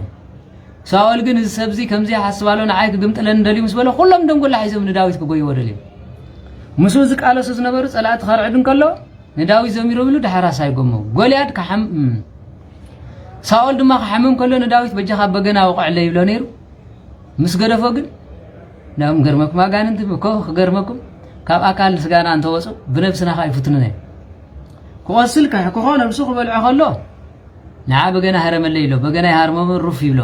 ሩፍ ምስ በለት ሰይጣን በእምሮ ክርብሽ ከሎ እንዳም ሓደ መዓልቲ ኖ ኣብ ግድግዳ ጣቢቁ መታን ቀትሎ ኩናት ወርዊሩ ነት መንደቅ ሸኸለል ይብል ጨካኒ ነይሩ ሳው ቅን ስለ ዝሓደሮ ማለት ዳዊት ግን ኩሉ ግዜ ስሉ ይጸልይ ነይሩ ህየንተ ዘኣፍቀርክዎሙ ጸልኒ ህየንተ ሰናይ ፈደይን እኪተ ከምዚ نو كنت زفكر كوم صلوني كنت سناي زغبر كلهم دما نعي بحماق فديني زبل كون زي غويتا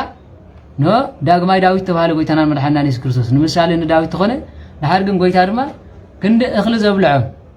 عصا بركي تحبس بركي تخن زهابو بداباي سقل لهم كن حممان زفوسلم بغزي سنبت حمم فويس كايلهم كسس ويد سلاز بس سلاز غنى انت يزبل مالتي نو كم زي عقل صيب قدس داوود عبي انت بالكايو زغدد خوين صلحكا كان انت بالكايو مليس يقسلك حوي زبلكايو مليس يطلمك ابوي زبلكايو زي ايطقمني لينعكا كايد وእግዚአብሔር አቦይና አደይ እንኳን ተገደፉኒ ንስኻ ግን አይገደፍካንኒ ስብሐት ለእግዚአብሔር ዘመሃርከን ጸባ ለደውየ እግዚአብሔር ንጸላእተይ ዝስዕር ኖ ነጻብዕተይ ንጸላእተይ ክስዕር ኖ ጸጋ ዝሃብካን ዝመሃርካን ንስኻ ያኻም ክብርን ምስጋና ይንኩ ክልተ ዓይነት ጸላእት ነይሮም ነዳዊት ባጋንን ትኽመጹ ኸለው ብጸሎት ብስጋ ክመጹ ኸለው ድማ ብኹይናት አጻብዕቱ ንኽልቲ ይጥቀመል ነይሩ بودمي خمس خلوا عجانتي بس ما ولا من فسك رسيل يبارلو صلاة خمس خلوا ما خنات حيزو جنبارم وقول نيرو نخلت يوم صلاة السعير زغير جناي شو عاد هفتات زلوا داوود سلازي سبحات لك زيابير زمهار كان صبا على دويه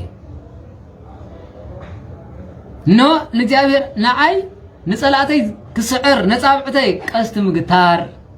والتا مغتار قستي موروار زمهار كاين كبرن مسكانا نعخايونكا حدا بلو كاب يمان كاب لعلن تحت خاب صقام نيمان كمعتب زمهار كاني مالتي سلازي نزي لهم ترجمه مزخربتات نايم نزي عقل صيبو اما جرشا كن عقل صيبو او እግዚአብሔር አምላክ ام مدري كون عسب نودما مخاري عبي سب تسايني ما ادحننا يلو يلن دهري دما كلهم زفتهم مريسوم يطلمو علي كونيان كم خري كونيان እግዚአብሔር አምላክ ادحنني لصليل نيرو عارك خوينو مسالاتي خيد تنقول كحاسب كله انا داويت كطفي حاسب نيرو اما جرشا سباي امي اتيو እግዚአብሔር كصل مالك مزمور 15 زبلي نو እግዚኦ ምን ያድር ውስጥ ጽላለተከ አጽላለተ ካዛ ሐድር መንዩ ወምን ያጸልል ውስጥ ደብረ መቅደስከ አብ ዳስካ አብ ድንኳን ካዛ ጸልልከ መንዩ ምርዳ አቢዎ ዝቆረቡ ሰባት ዘባርሮ እንድሕር ኮይኖም ዝቅዱስ ካህናት ዘሳግዎ እንተ ኮይኖም ነውን እግዚአብሔር አምነው ተዋሉ ነገስታት በኹይናት ዝጓይዎ እንተ ኮይኖም ዘአምነ ሰብሲብ ዘመን ማን እግዚአብሔር ማን ይዘመን ልኩም ሐቲትኩም نو كنفوس إلنا خيدنا متى تذهبون له يبوهم هو نحرك فوق كوين قبرهم نبيت كريستيان إلنا خيدنا أي تقرب مزدبلنا له يبلوهم هو مسك زايبير تزيلو أمي ده هنسمع كله تحادى زي تحازي بال تحادى أي تحازني بال يبلوهم هو قبل تزيبلهم خزيبلنا نسيئكم هنا تزيبلهم زلوا معرف عم بيبكم مره أبينا معرف أبينا تقصي من باب فتو لما كو خميدة أقول باب بيلز غير مبر مصحف كوفي لزنب بكوي بلنا نايورا زمن سلازخونه عينتنا بزح يسرح ندارغا عينتنا حزو يديابلس كاينا نبب غينا قلعكوا باينه طلا سلازولد ود 6 عامت 7 عامت منصر زغبرله ود 5 عامت الله يله ابعدناكم مسارغ منصرون زغبر مبر منصر زغبر كوي نبرن هجي اتا عيننا سلاز حازا صلاسنيات نزننا هاك فيحوا مالك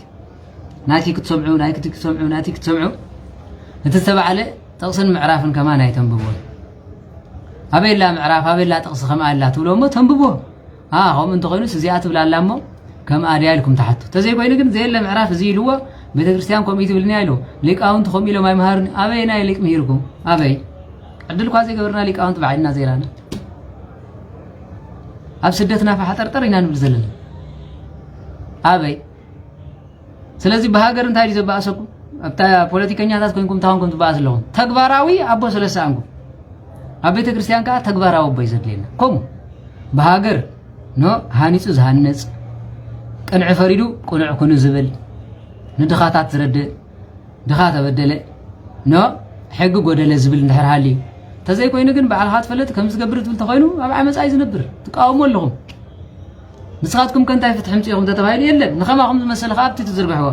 سلازي هيوتكم ملء بتقاوم يوم تنغروا لنفسكم من تقاومتيهم سلام حديركم ما يتفلتن صلاتيهم تبزح زلهم لما عندنا تحاد مريكم ولا تحاد ترقموت عليهم صلاه تبزح لهم حدا معلت مستحاده تقاومي تحاد معلت مستحاده دغافه تحاد معلت مستحاده تخونوا مجرشتا كل سبك امنكم ايغلني كل حساب يلني حسوتيهم زيهم كلهم لكم زيهم هاجرهم زدلي كونن كم كلهم حسوتيهم زيهم ما يتصقعنا هو تكبراو سلساني ابيت كريستيان كاخومي قنعنا بخمي زمص قنع سب كم يجرك عتفلتهم مصحف كنا جرنا له من فريهم تامرهم كاب فريهم كتفلتهم يوم نتي سناي أكايدهم ريم نتب سماي زلا أملاكم كمسجنوا يوم زبلك على تعلو سلازي كابا كايدهم صلي زبلكم تخينوا صلاتكم هركم على سجد زبلكم تخينوا سجد هريكم على صوم زبلكم تخينوا انتاي بلع كم يجرك يبلع يلو حدا ورحم ساهم كبلع عليهم ساهم كصوم عليهم ينبب انتهالي مصحف قدس حزو خلوكم عليه نزي نهر زيريكو اغن نزي ممر كهونا يكن ابزا محبركو جيس كتنبب كلا تترجميا سجود خبال كله بحساء تسجد صلي خبال كلها نناتك يا اخا تعدل كما يكون محبر نناتكم ما يتنببنا ابزا محبر دو أنبوبو إلى سيلة الزخير نيرجل أنا خد عماسك تصل مالك ورنيا خوينا ساقبل سلازي قاليهم قال له خنبب كله حرنا يتكلمون حرنا يقولون فسكدوس ملك خنبب كله خمو داويد خنبب كله خمو أو نزل سماعت كاب حنسا نبي زي تحكي يا تمرتي أنا النفس يكون كن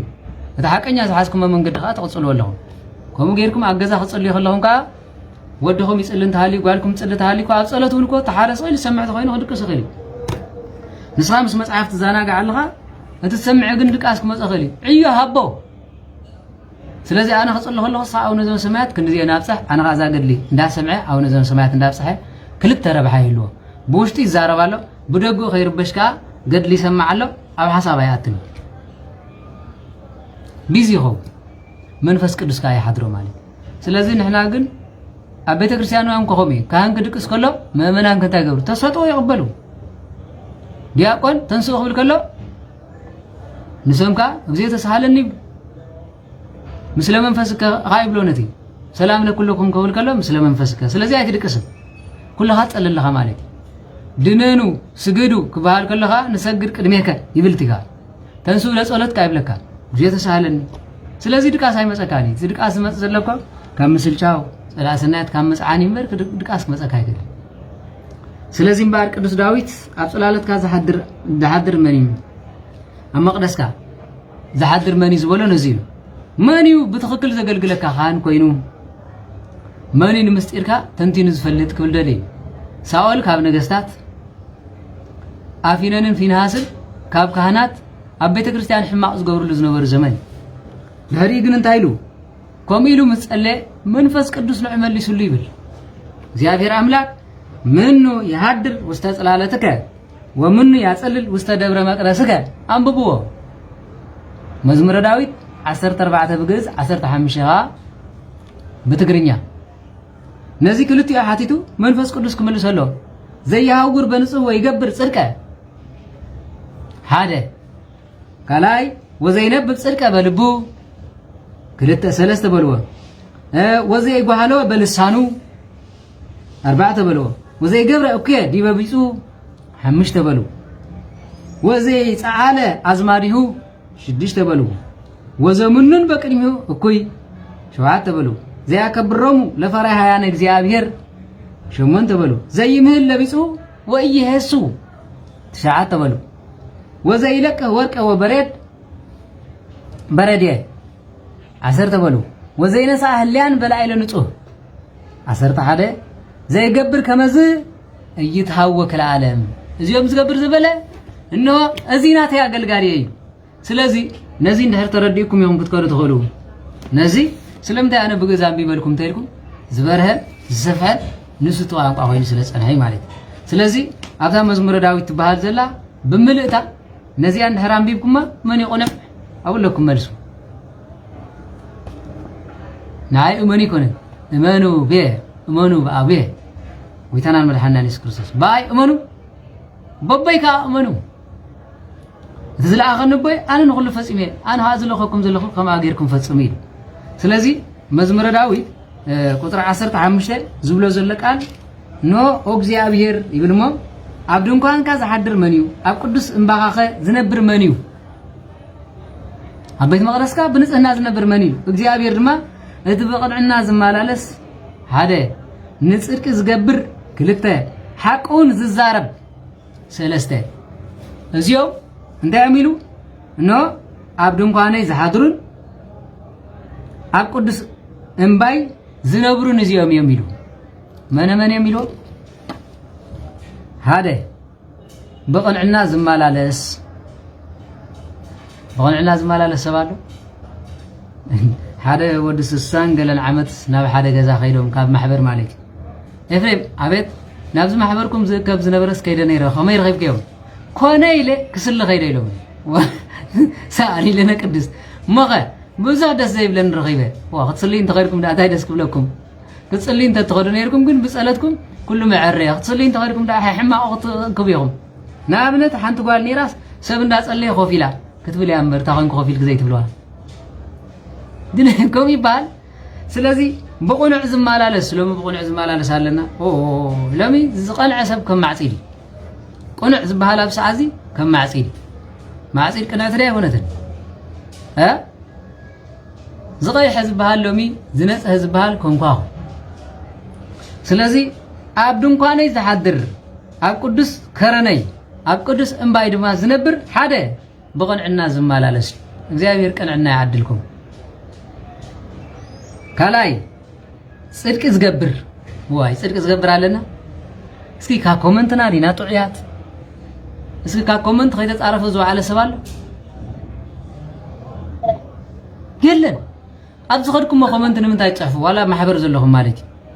እቲ ሰናይ ምኽሪ እንተሊኩም ጽቡቕ ዘይኮይኑ ዘይትፈልጥዎ ሰብ ስለ ዝኾነ ዘይትፈልጥዎ ክምልሰልኩም ተኾይኑ ዘይትገድፍዎ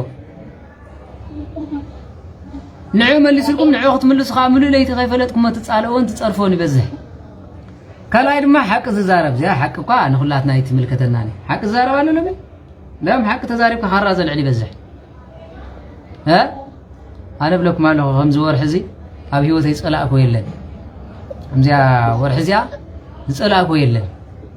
እንታይ ኢኹም ኮይንኩም ዞማ ብፍላይ ዞም ንመንግስቲ ትድግፉ ማለት ካራ ሒዝኩም ኮ ልክ ትብሉ ተሓድር ዘለኹም ኣብዚ ገዛውቲ እንታይ ኾንኩም በለውምስ أنا قرم زلني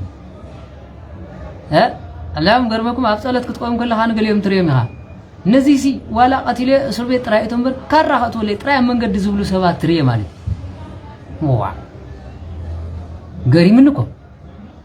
عند هر سبكة حالي مسعف كلش كم تجير كذي ترد نعين تايت ودنا اليوم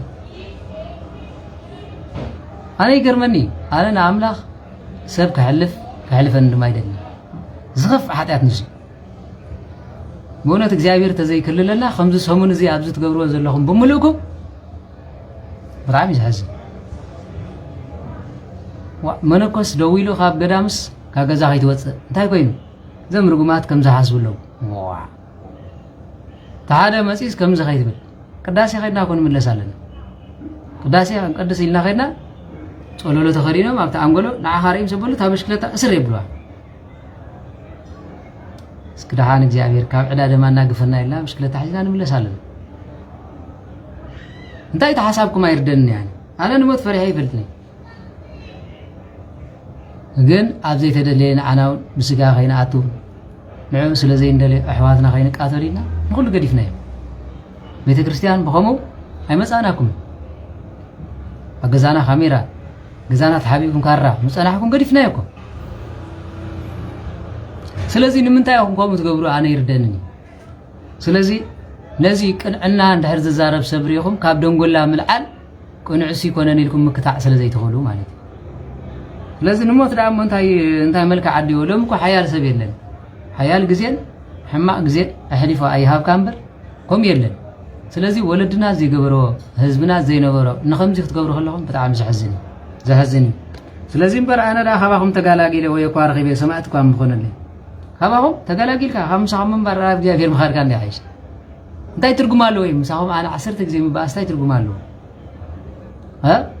ከምዚ ንምንባር ገለመለ ዝፈትዎ ከይመስለኩም ኣነ ይደልኒ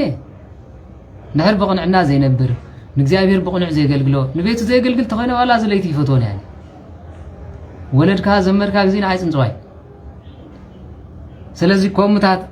ዘጨንቐኒ ከይመስለኩም ማለት እየ በዚ ስለዝኾነ እንታይ ዝብል ማለት እዩ ንዳዊት ክምልሰሉ ከሎ እንታይ ኢልዎ ማለት እዩ ኖ ነዚአን መልሲ ሰለስተ መልሲ ማለት እዩ ብቕንዕና ዝመላለስ ጽድቅ ዝገብር ሓቂ ዝዛረብ رابع دما بلسانه زي حمي وي حميتا كي حمي زوعلال خالي ترفس بايكو حتيات اتو خني ها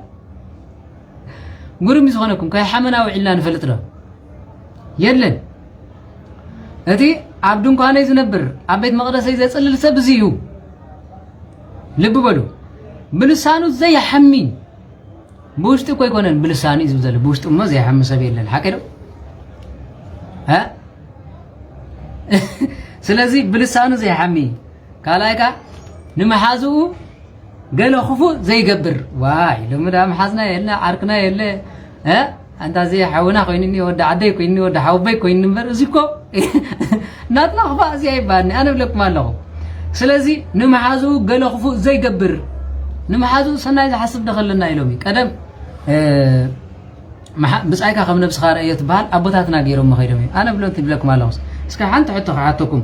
كلهم ايرتراويان ابزي تغارها تغرينيا تسمعوا مالتي اب عد عركم زنبره هجي تداولو دو اسكا حق تزارو تداولو سغرده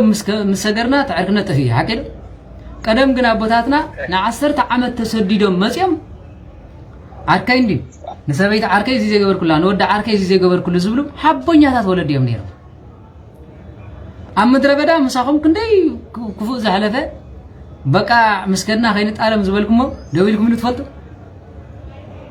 يلن انتم سعوديه زلهم زغلو مساهم كرتت يلهم بسعوديه زاتوا تداويل كنت فلطا يلن قرمكم تدوب مسغرنا ستصغانا خامسو خيد ابتعدنا تريف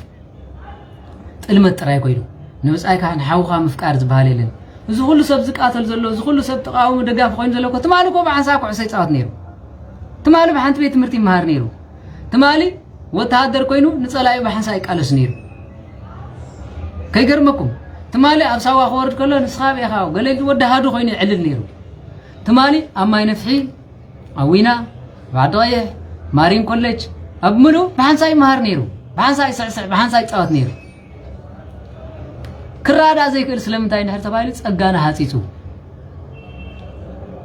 ها سلازي بسنا حساب نحر كوين كاتبايس كاكو بسنا حسابي تقايم كابزي كوين كهاجر اي تغيرا دغيف كابزي كوين كهاجر اي تغيرا ازي دنقرنا ني بحق تقاوم زبال عردها حسكا تسلفكا سراويت ملميلكا امبر ابزي كوينو خمزي بالهاي تقالست بزيك مساكم يا خمزي غيركم معرك تقبلوا سومن سمص حساوي مال تعالى هاي دغ بيصنع زيوم مسوم نيرنا هنا زيوم حسوتيم كم زغبري ذا سوايكو تهاجر ولا تسبقوا في وصبوا ابو نبرالو عقب تلليهم بلمبر همزن بلا زلنا تقيرون تخويكم فيدن فيت كيركايو ولا بين خاخيد كم تنبي እግዚአብሔር አምላክ نحنا باروتو تسينا نعي አምላክ ሰማይ ከካናውነልናይ كيد كم موسى هاجر كتقير انت دليها برخا دبر سينا خيد እግዚአብሔር አቆጥቋጥ ሲና ኮይኑ ንዓ ህዝብ ይውጽለይ ክብለካ ካብ ዋሽንግተን ንእንግላንድ ካብ እንግላንድ ንስዊዘርላንድ ካብ ስዊዘርላንድ ናገለ ኸይርካ መጽኻ ተሳኢልካ ግን እዚ ከም ተቃለስቲ ትቆጽርዎ እንተሊኹም ትደኽምለኹም ተሓደ ድማ መጽዩ ስለ ሃገር ከምዚሉ ተዛሪቡ ሄለን መለስ መጽያ ደሪፋ ኣወል ስዒድ መጽ ከምዚሉ ወዘተረፈ እዚኦም ብሙሉ ከብዳ ሓደርዮም ንሃገር ወልሓን ጠቂሞም አይፈልጡ አይተዓሹ ግዜኹም ብኾንቲ ተባኽኑ ነባር ንጉስ የለን ነት ህዝቢ ፀሓይ ክወጽልይ ነት መንግስት ድማ ተማሊ ዓጅብና ኮበረን ዳሃረምና ኢሳያስ ንጉሴ እንዳበልና ኢና ተቀቢልናዮ ኣብቲ ንግስኑ ግን ዓገብ ክገብር ከሎ ዓገብ አይበላን ጽቡቕ ዘሎ መስሉ ኸፊሉሉ ንሱ ዝገብሮ ዘሎ ጽቡቕ ኢሉ ዝሓስብ ምኽንያቱ መስትያቱ ንሕና እዚ ዓገብ ክንብሎ ይዝግባ እንተ ዘይ ኮይኑ በዚ ሃገር ፀሓይ ክትወጽእ ኣይትኽእልን እያ ካብ ዝገርመኩም ዝሕዝን እኳ ኣብ ዓዱ ኣብ ደብ ዝመተ ጅግና እዩ ይሕመቕ ይጸብቕ ዓድኻ ተወረረ ሃገርካ ከደዝ ስለ ዝበሃል ዝሞተ እዞም ኣብ ትግራይ ሞይቶም ዘለው ብዓይኒ ፖለቲካ ክትሪኦም ከለኻ ንረብሓ ነቶም ኣብ ስልጣን ዘለው እዮም ሞይቶም ብዓይኒ ሃገር ክትሪኦ ከለኻ ግን እዞም ሰባት እዚኦም ደብረጽዮን ኣይኮኑን ندبرت أنا يكون ميتهم بتحلونه انتايدا هاي عندهم تسرق الله كم زيت كبر الله كم زيت تخون الله كم زيت تخون الله مسؤولو عندنا خمسة لا عندنا نهر تدفيرة بيت كريستيانكم عنوات مسؤولهم كلهم كيدهم مليون زاخلو سبات تفير ناس مسكونا جن حزبنات فيكمنا مسنفتهم إرتران أبايسكمنا مسمحاريلو خوز بلوم زلا حقص هاي مسبرقتي تم سبات ግን سمعواتي مبا كتكفلن كلها بيت كريستيان كنص يلومها تخفلو نግዚአብሔር እዩ اتودي وسيد وانت خاين نسخان እግዚአብሔር ይخايك زوم سبات زيوم بقنعنا ህዝቦም የሚይተው دهارنا ጽነት مسوص ግን እቶም ሰድዎም ዝነበሩ ወለዶም ኬጋ መሆን ተረዲዎም በጂ ከምዚልና ንቆትሎ ወዲ ይብልናል ጽባህ ሀገር ትግራይ ክትከውን ያለውም ሆይሎም ኒኩሌር ከም ዝሓዙ ንኻል ከም ዝሓዙ አዋጅ እንደ አዋጁ መሐራ ዘለኹም ክልል ዘለኹም ሰራዊት ናይ አቢ ኤርትራ ዘለኹም ኮይድኩም አብኹም ለኸለውኮ አነገርመኩም ዋሽንግተን ከማ ገይሮም አይፈከሩ ህዝብ ጠፊዩ መንሰይ ምስኪናይ ክንደይ ደጓትር ክንደይ ኢንጂነራት ክንደይ ሀገር ክሰርሑ ዝኸሉ ክንደይ ስድሮም ዝአልዩ ሓደ ነዲዩ ወምራስ ሓተት አላ ወዳመይትዋ እዚ ዕብዳን ዝሪኢኹሞ ጽባህ ፕሪቶሪያ መስኮሩ ሽዑ ግን ويسك خصتي أبي أحمد بتعمي سنة غير كايلو حقوق كيف قبل خطري خلقها shameful shame هجها أبزت قوام ما يدقى فايت وهاي الزموت زلوا أديكم يا دم تنبع زلا دم تنبع زلا أديكم يا نوت آخيرس أستلين ده قبل لي زهرو ما فريسدو زين قوي سرح لي وليد زميدس كريادي خون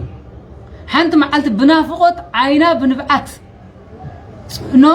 مزينا أدي سبب تريوان كلهم تمولد تريوانو هذا جزء أبزي يوتيوب زمس أو مرعى خصوص خلوا تريوان ده تم إنسان كويب كي خاكويب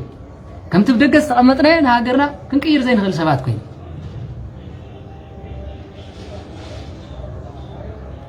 سلز خلنا ما ترى تاريخ مالهم نعنا يتقمنا أبسدت كنا كنربح كنفرز قبلنا عمس أنيات راي نمس أيو سناي زحسب يلن نسبة سناي تحسب يلن ገንዘብ ኩዒቱ እስራኤል ኮይኑ በል እንዳበለ خلهم ኡጋንዳ ኸይዳ ኻል ወድ ሒሳ አውለ ተጽበሉ ክሳብ ማስ ከምዚ ይላል አቅለህ ማን ይብላል ንምጻይ ሰናይ ዝሐስባሉ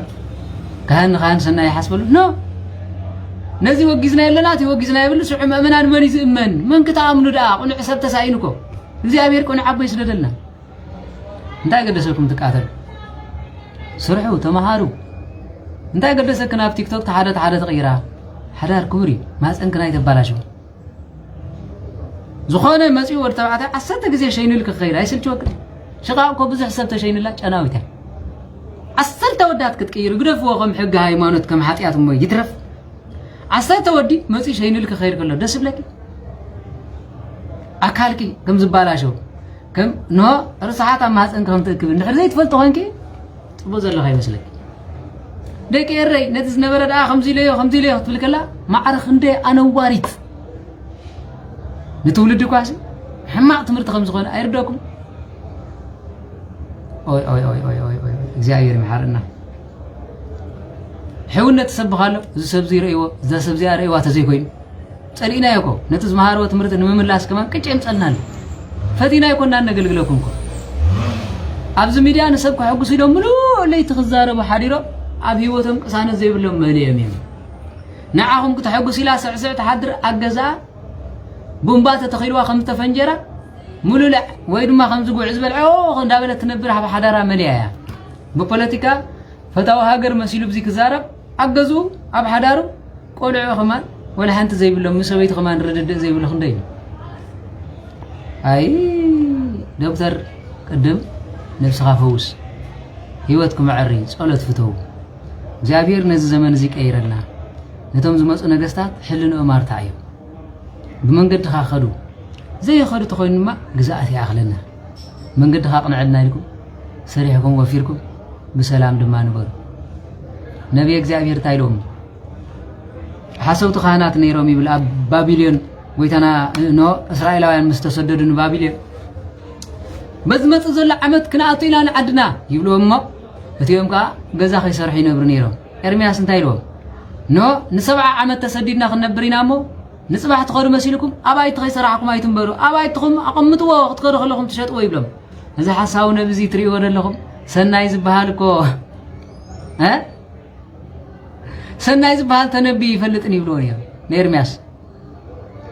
كابت زبالو جن سبع عمت أبو خنا برخلور ياخو لما صباح ندابلو فريات زي بلم أما جرش تاقوا نير سالم تحت قبري هات رلي أخبلون نزر بابيل تاي كم يتهنس يور سالم يها كده ناس أخبروا له شو خارج حزمتي كابت بعد سدت نبرك وخالع حزم ما تزقبه حنت حز غيره قل أملاخ أمين صباح عندهم تملسوا تنبهال منقست أواج غيرو لبونو تملسوا خم تزبهال انت حيزنا نعدنا مغدنا قبر صدق ها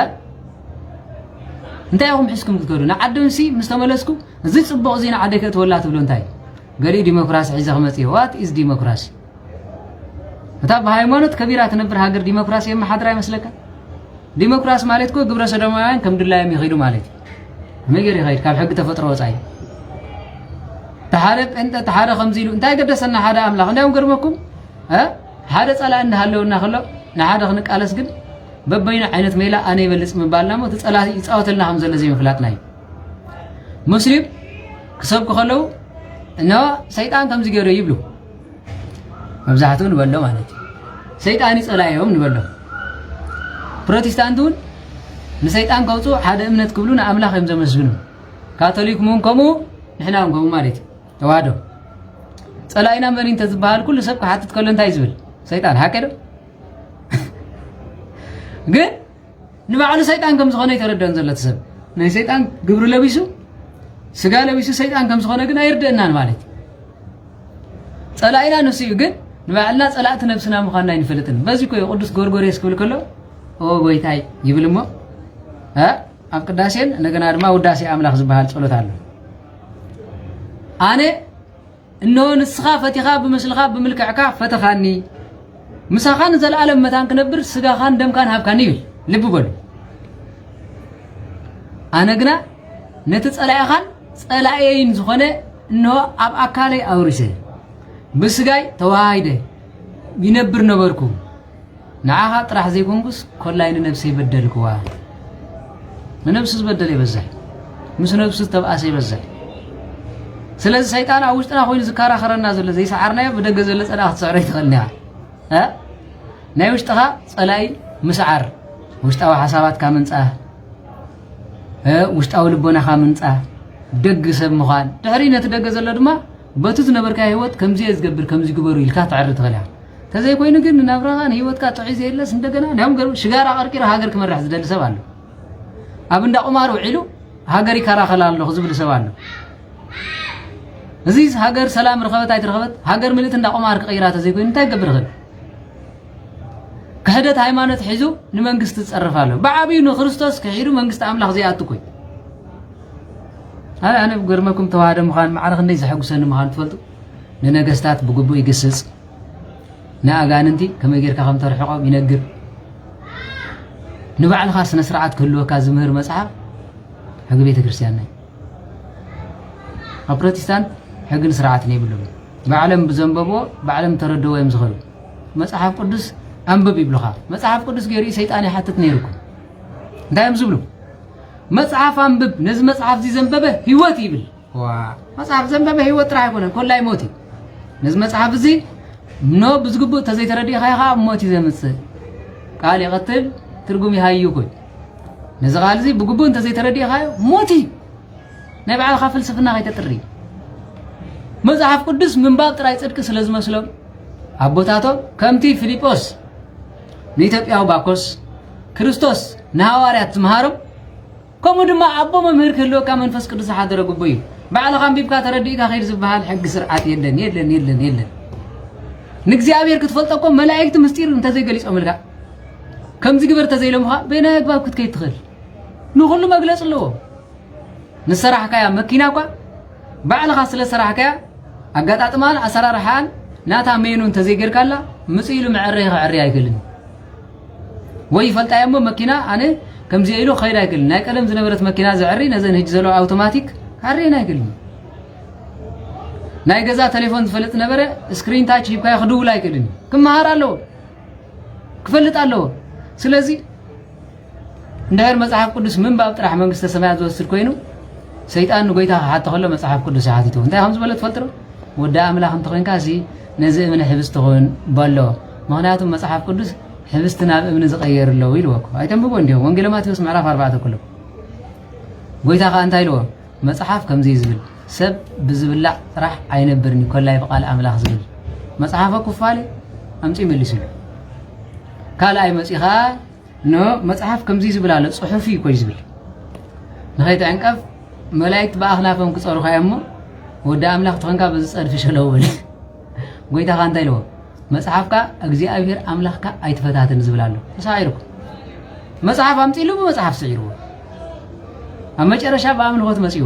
ንላዕሊ ይወሲሉ ዓለም በመላእናተይ ሐሰት ጀሚር ሰይጣን ማለት መጽሐፍ ቅዱስ ምጀሚሩ ሸውና ገዛሩ ፍልስፍና አምጪ ማለት ዓለም በመለታ ናተያ ፍግም ይልካ አንተ ሰገድ ካለ ኩሉ ኸበካ ይለው ናምላክ ካስገድ ንዕድማ ተገዛይ ዝብል ኪድ ካባይርሃ ዲያብሎስ ወደ ዲያብሎስ همشرش هذا سعير مالي سلازي سام دما ኢየሱስ ጌታዩ አሜን ነውን አን አሁን ዝፈጠረ አሜን ይብል ስለዚህ ደኻ ኢየሱስ ተዘየማላዲልካ መንግስተ ሰማያት አትዋይ ክብርን ምስጋናን ይሁን ነው አምላኺ መሐር ቀታልልካ እንደገና አማላድ እንተልካ ተዘባሪው ካለው ዳሃው ተመሃር ናብተዋደ ተመለስ ካቶሊኩ ምጽሉ ክርስቶስ ካብ ሰማይ ዝወረደ ስጋይ ዋ ሕናስ ካብ ሰማይ ዝወረደ ቃሊና ንፈልጥ ካብ ሰማይ ዝወረደ ስጋይ ንፈልጥ ቃል ስጋ ከም ዝኾነ ካልፈልጥ ብተዋህዶ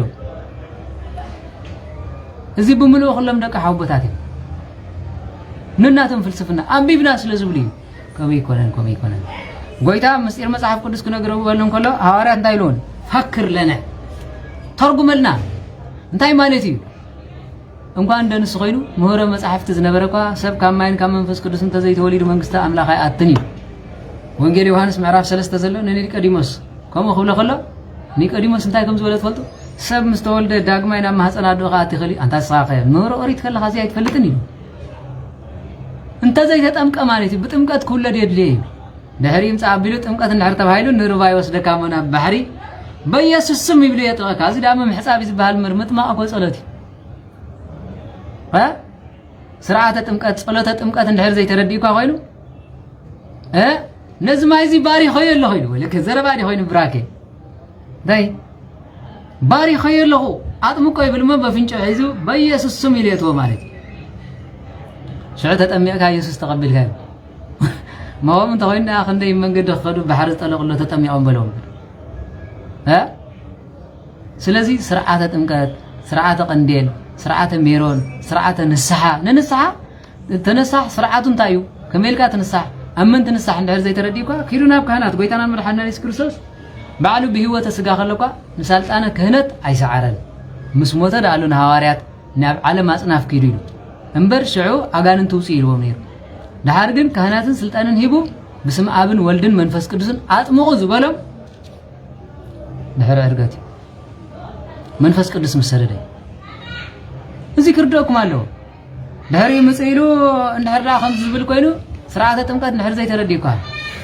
ስርዓተ ክህነት ዘይተረዲእኳ ተነሳሕ ይብሎሞ እንታይ ክብል ዝገበርካዮ ንጎይታ ንገሮ ጎይታ ዳ ፈልጠኒ እንታይ ምን ጋርደሊ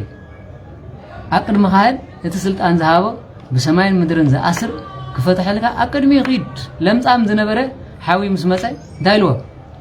ከይድካና ካህን ርእስ ርእስ አፍትን ይልዎ ንገሪኦም ድማ ሰራይ ኃጢአት በዓሉ ስለዝኾነ ኃጢአትካ ተሓዲጉልካ በሰላም ኪድ ይብሎም ነይሩ ስለዚህ ንኻህናት ንሕና ንወቕሶም ኢና ዘለና እምበር ክንዕቆም ኣይከድን እቲ ዝሓመቐ ካህን ዝበሃል ዋላ አፍልጦ ዘይብሉን ተሃለወ كندتي كابتي أخناف زوج صادق لعلي خاوي بلص بصدق هاك زيابير برفات كا بزحك بكا خلي سلطان ግን ንኽህነት ይተዋሂቡ እንተ ነፋዕኩን ዓሁን ክሰብከኩም خلي ኃጢአትኩም ክስርየልኩም አይከልኒ እትኻን ግን ኃጢአት እንዳሃለው ከሎ እታ ስልጣን ካብኡ ትእለ ወይ ሰብ ተዘይቀቲሉ ወይ ሃይማኖት ተዘይከሂዱ ወይ ብዙሙት ተዘይወዲቑ ክህነቱ አይተኸይድና ከመይ ስልጣን እግዚአብሔር ከም ተደጎለ ሓውያ يسرى لك حاتياتك زجبرك أمنوسك استهزئ كامنوس نتك زجبرك حاتيات إسرائيل كانتلني سرّي مهاني زبلت نسخة خمس بلد خان كان سلزخنة نين سحب اللوه نسخة عزب الله خنتا يزول مالتي كان مسئول عخاي سرّيلو سلزي بيت كريستياننا نبقى سخن خان تسأليها نقدس قربان زقرب خي ترفع يسألي ندياكون خان كن مقدس قربان موصا انت አይትብል ጸልዩ በእንቲያኔ ነት መስዋዕት እግዚአብሔር በጉቡ ነው ሕዝና በጉቡ መሪስና ናበቱ ስጋብ መስ ስለና ጸልዩ ነት ምሳይ ዘሎ ዲያቆኑን ነት ስርዓት ጽዋ ሕዙ ንመእመናን አቀቢሉ በፍርሃት መታን ከቀውም ስለውን ጸልዩ ስለ ጳጳሳት ቤተክርስቲያን እናጸልያ ንብፁዕ ቅዱስ አባ እገሌ በሁሉ ዘመን ህይወቱ ዕቀቦ ስጋ ፍጻሜ በፀሐዮ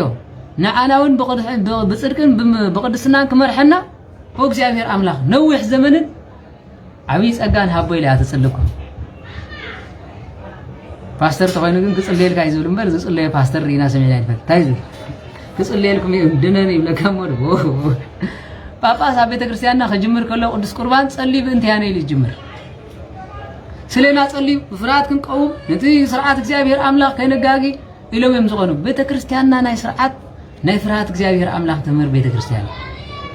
ከም ተዋህዶ ቤተክርስቲያን ወላ ሓደ የለን ስለዚህ በዚህ ክርዳኩም አለው እምባር በዚሁ ንብፃዩ ክፉ ዘይገብር ዝበሎ በዚሁ በቀንዕና ዝመላለስ ጽድቅ ዝገብር ሓቂ ዝዛረብ ብልሳኑ ዘይሐሚ 4 ኢልኩም ጻሐፍ 4 ሓምሻይ ንመሓዙ ገለ ክፉ ዘይገብር ንመሓዙ መን ኣሎ ወዲ ማሕበር ንወዲ ማሕበሩ ካህን ዲያቆን ተቃዋሚ ደጋፊ በሎ ስምዕ የለን ስለምንታይ ሃይማኖት ከባና ስለ ዝረሓቀ ጸጋ እግዚአብሔር ስለ ዝረሓቀና ወእግዚአብሔር ንብፃይ ሰናይ ክሓስብ ልቦና ሃበኒ መጽሐፍ ቅዱስ መሓውኻን ሞት ዘይብፃ ኃጢአት ተገበረ ጸልየሊ ይዝብል ቀፂሉ ድማ ስም ብፃዩ ዘየጸልም ወይ እዚ ንዓና ይምልከተና ሻድሻይ ቆይ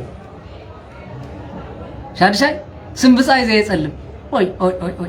ዩቱብ ዝሓዘ ነታ ሓደ ኣብ ሚድያ ዘወፀ ነታ ሓደ ሓንቲ ቤተክርስቲያን ነታ ሓንቲ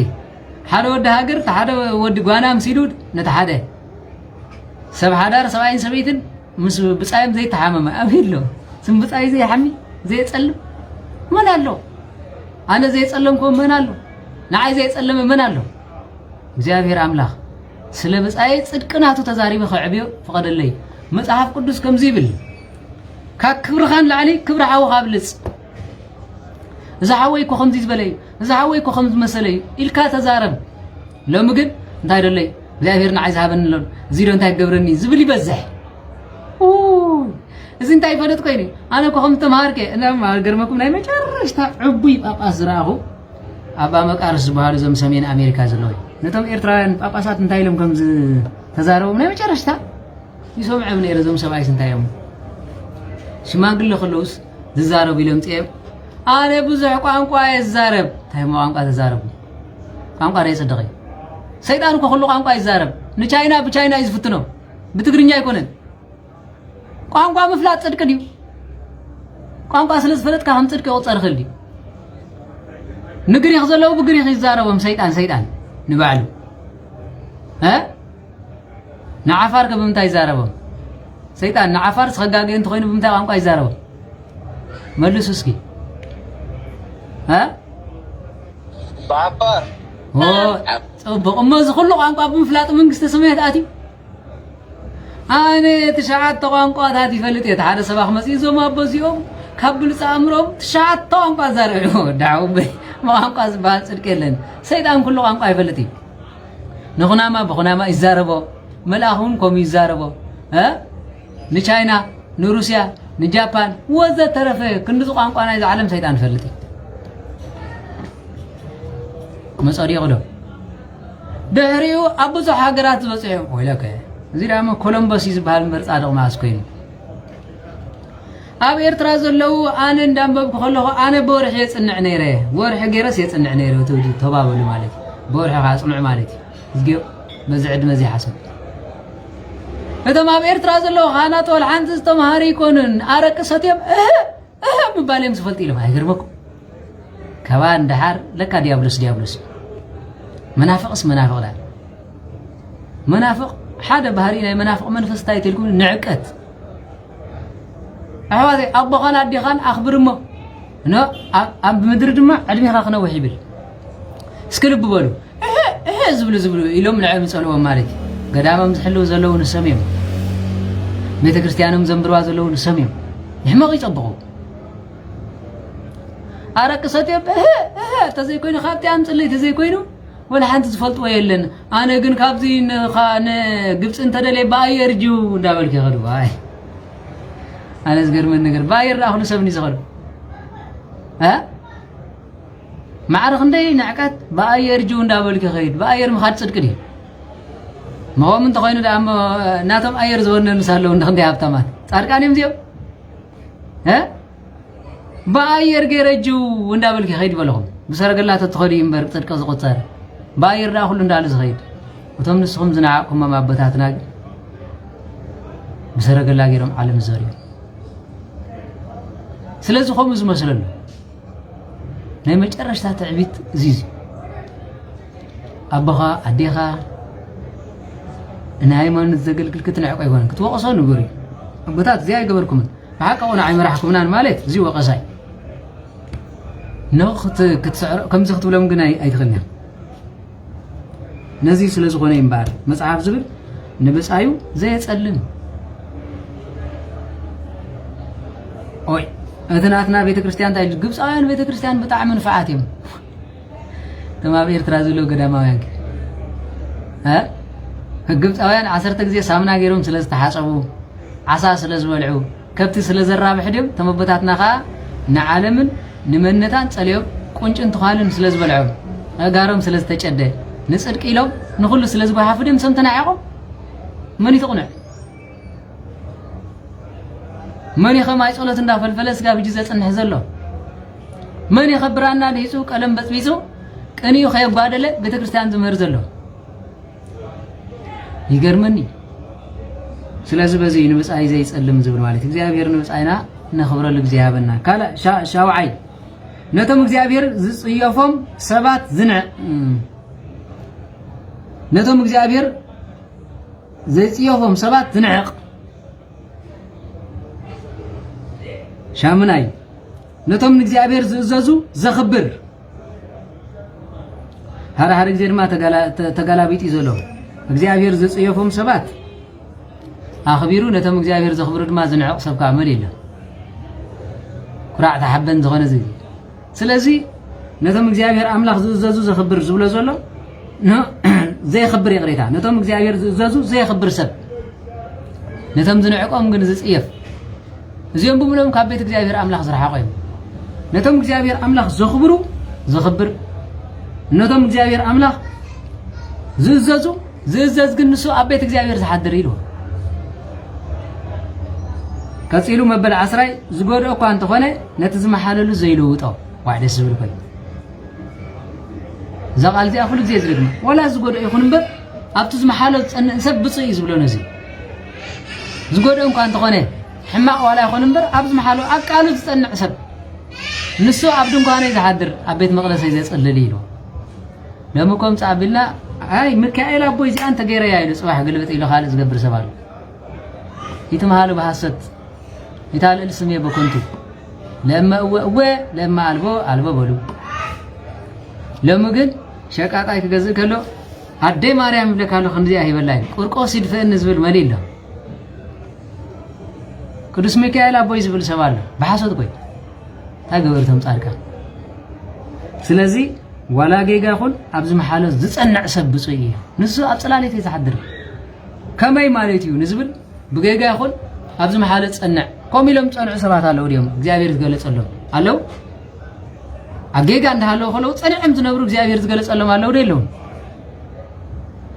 علو يلون ملسو بزي 350 سبال لهم أبزون 120 سبال لهم أبزون كباب السوسة سبال لهم ملسو አለው የለው አለው ምን አለው ነው ብርሃን ዓለም ቅዱስ ጳውሎስ ቃል ህይወት ይስማዕልና ብርሃን ዓለም ቅዱስ ጳውሎስ ንክርስቶስ ጌጋ አቦታት ስለዘብጽሑ ነታ ጌጋ خرب ቢሉ ጽንዕ ህዝባ ቤተ ክርስቲያን የጽርለኹ እንዳውሉ ንክርስቶስ የሳጎ ነይሩ ግን እግዚአብሔር ልብ ስለዝራየ ተገሊጽ መጽዮ እሲ ብጽ ዝበሃል እነሆ ዋላ ጌጋ ይኹን ኣብቲ መሓሎ ጽንዕ ሰብ ብጽዩ ስለዚ ዝመሓሎ ዘይልውጥ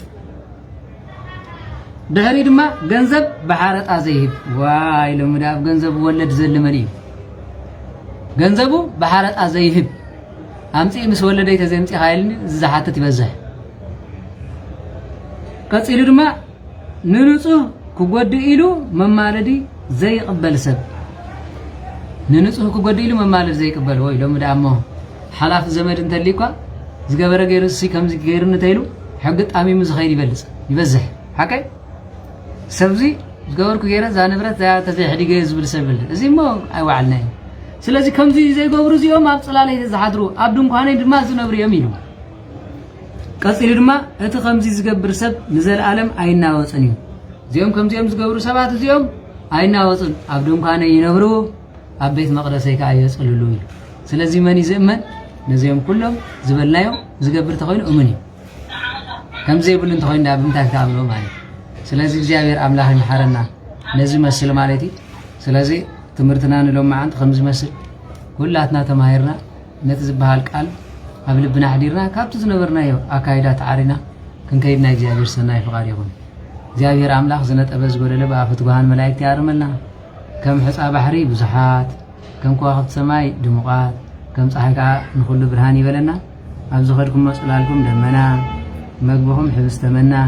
نبابكم برانا سنقهم أقراري تمعات قدست دنجل مريم عدينا هاي قبلنا زنا سلازي كاب زلنا يخفوق زي ننوه بمركب خمسة وسع نخلاتنا مواس افترلنا عدمنا نسعى زبن نفسها أي خلالنا زيادير هو أهاوي أنتم مني تذكرنا مسألتكم كما يحفظ من زيادير وزيادير سقافس عامي خطنا عنين عايثاب تقدست تسألتكم ذكروني أو نزل السمايات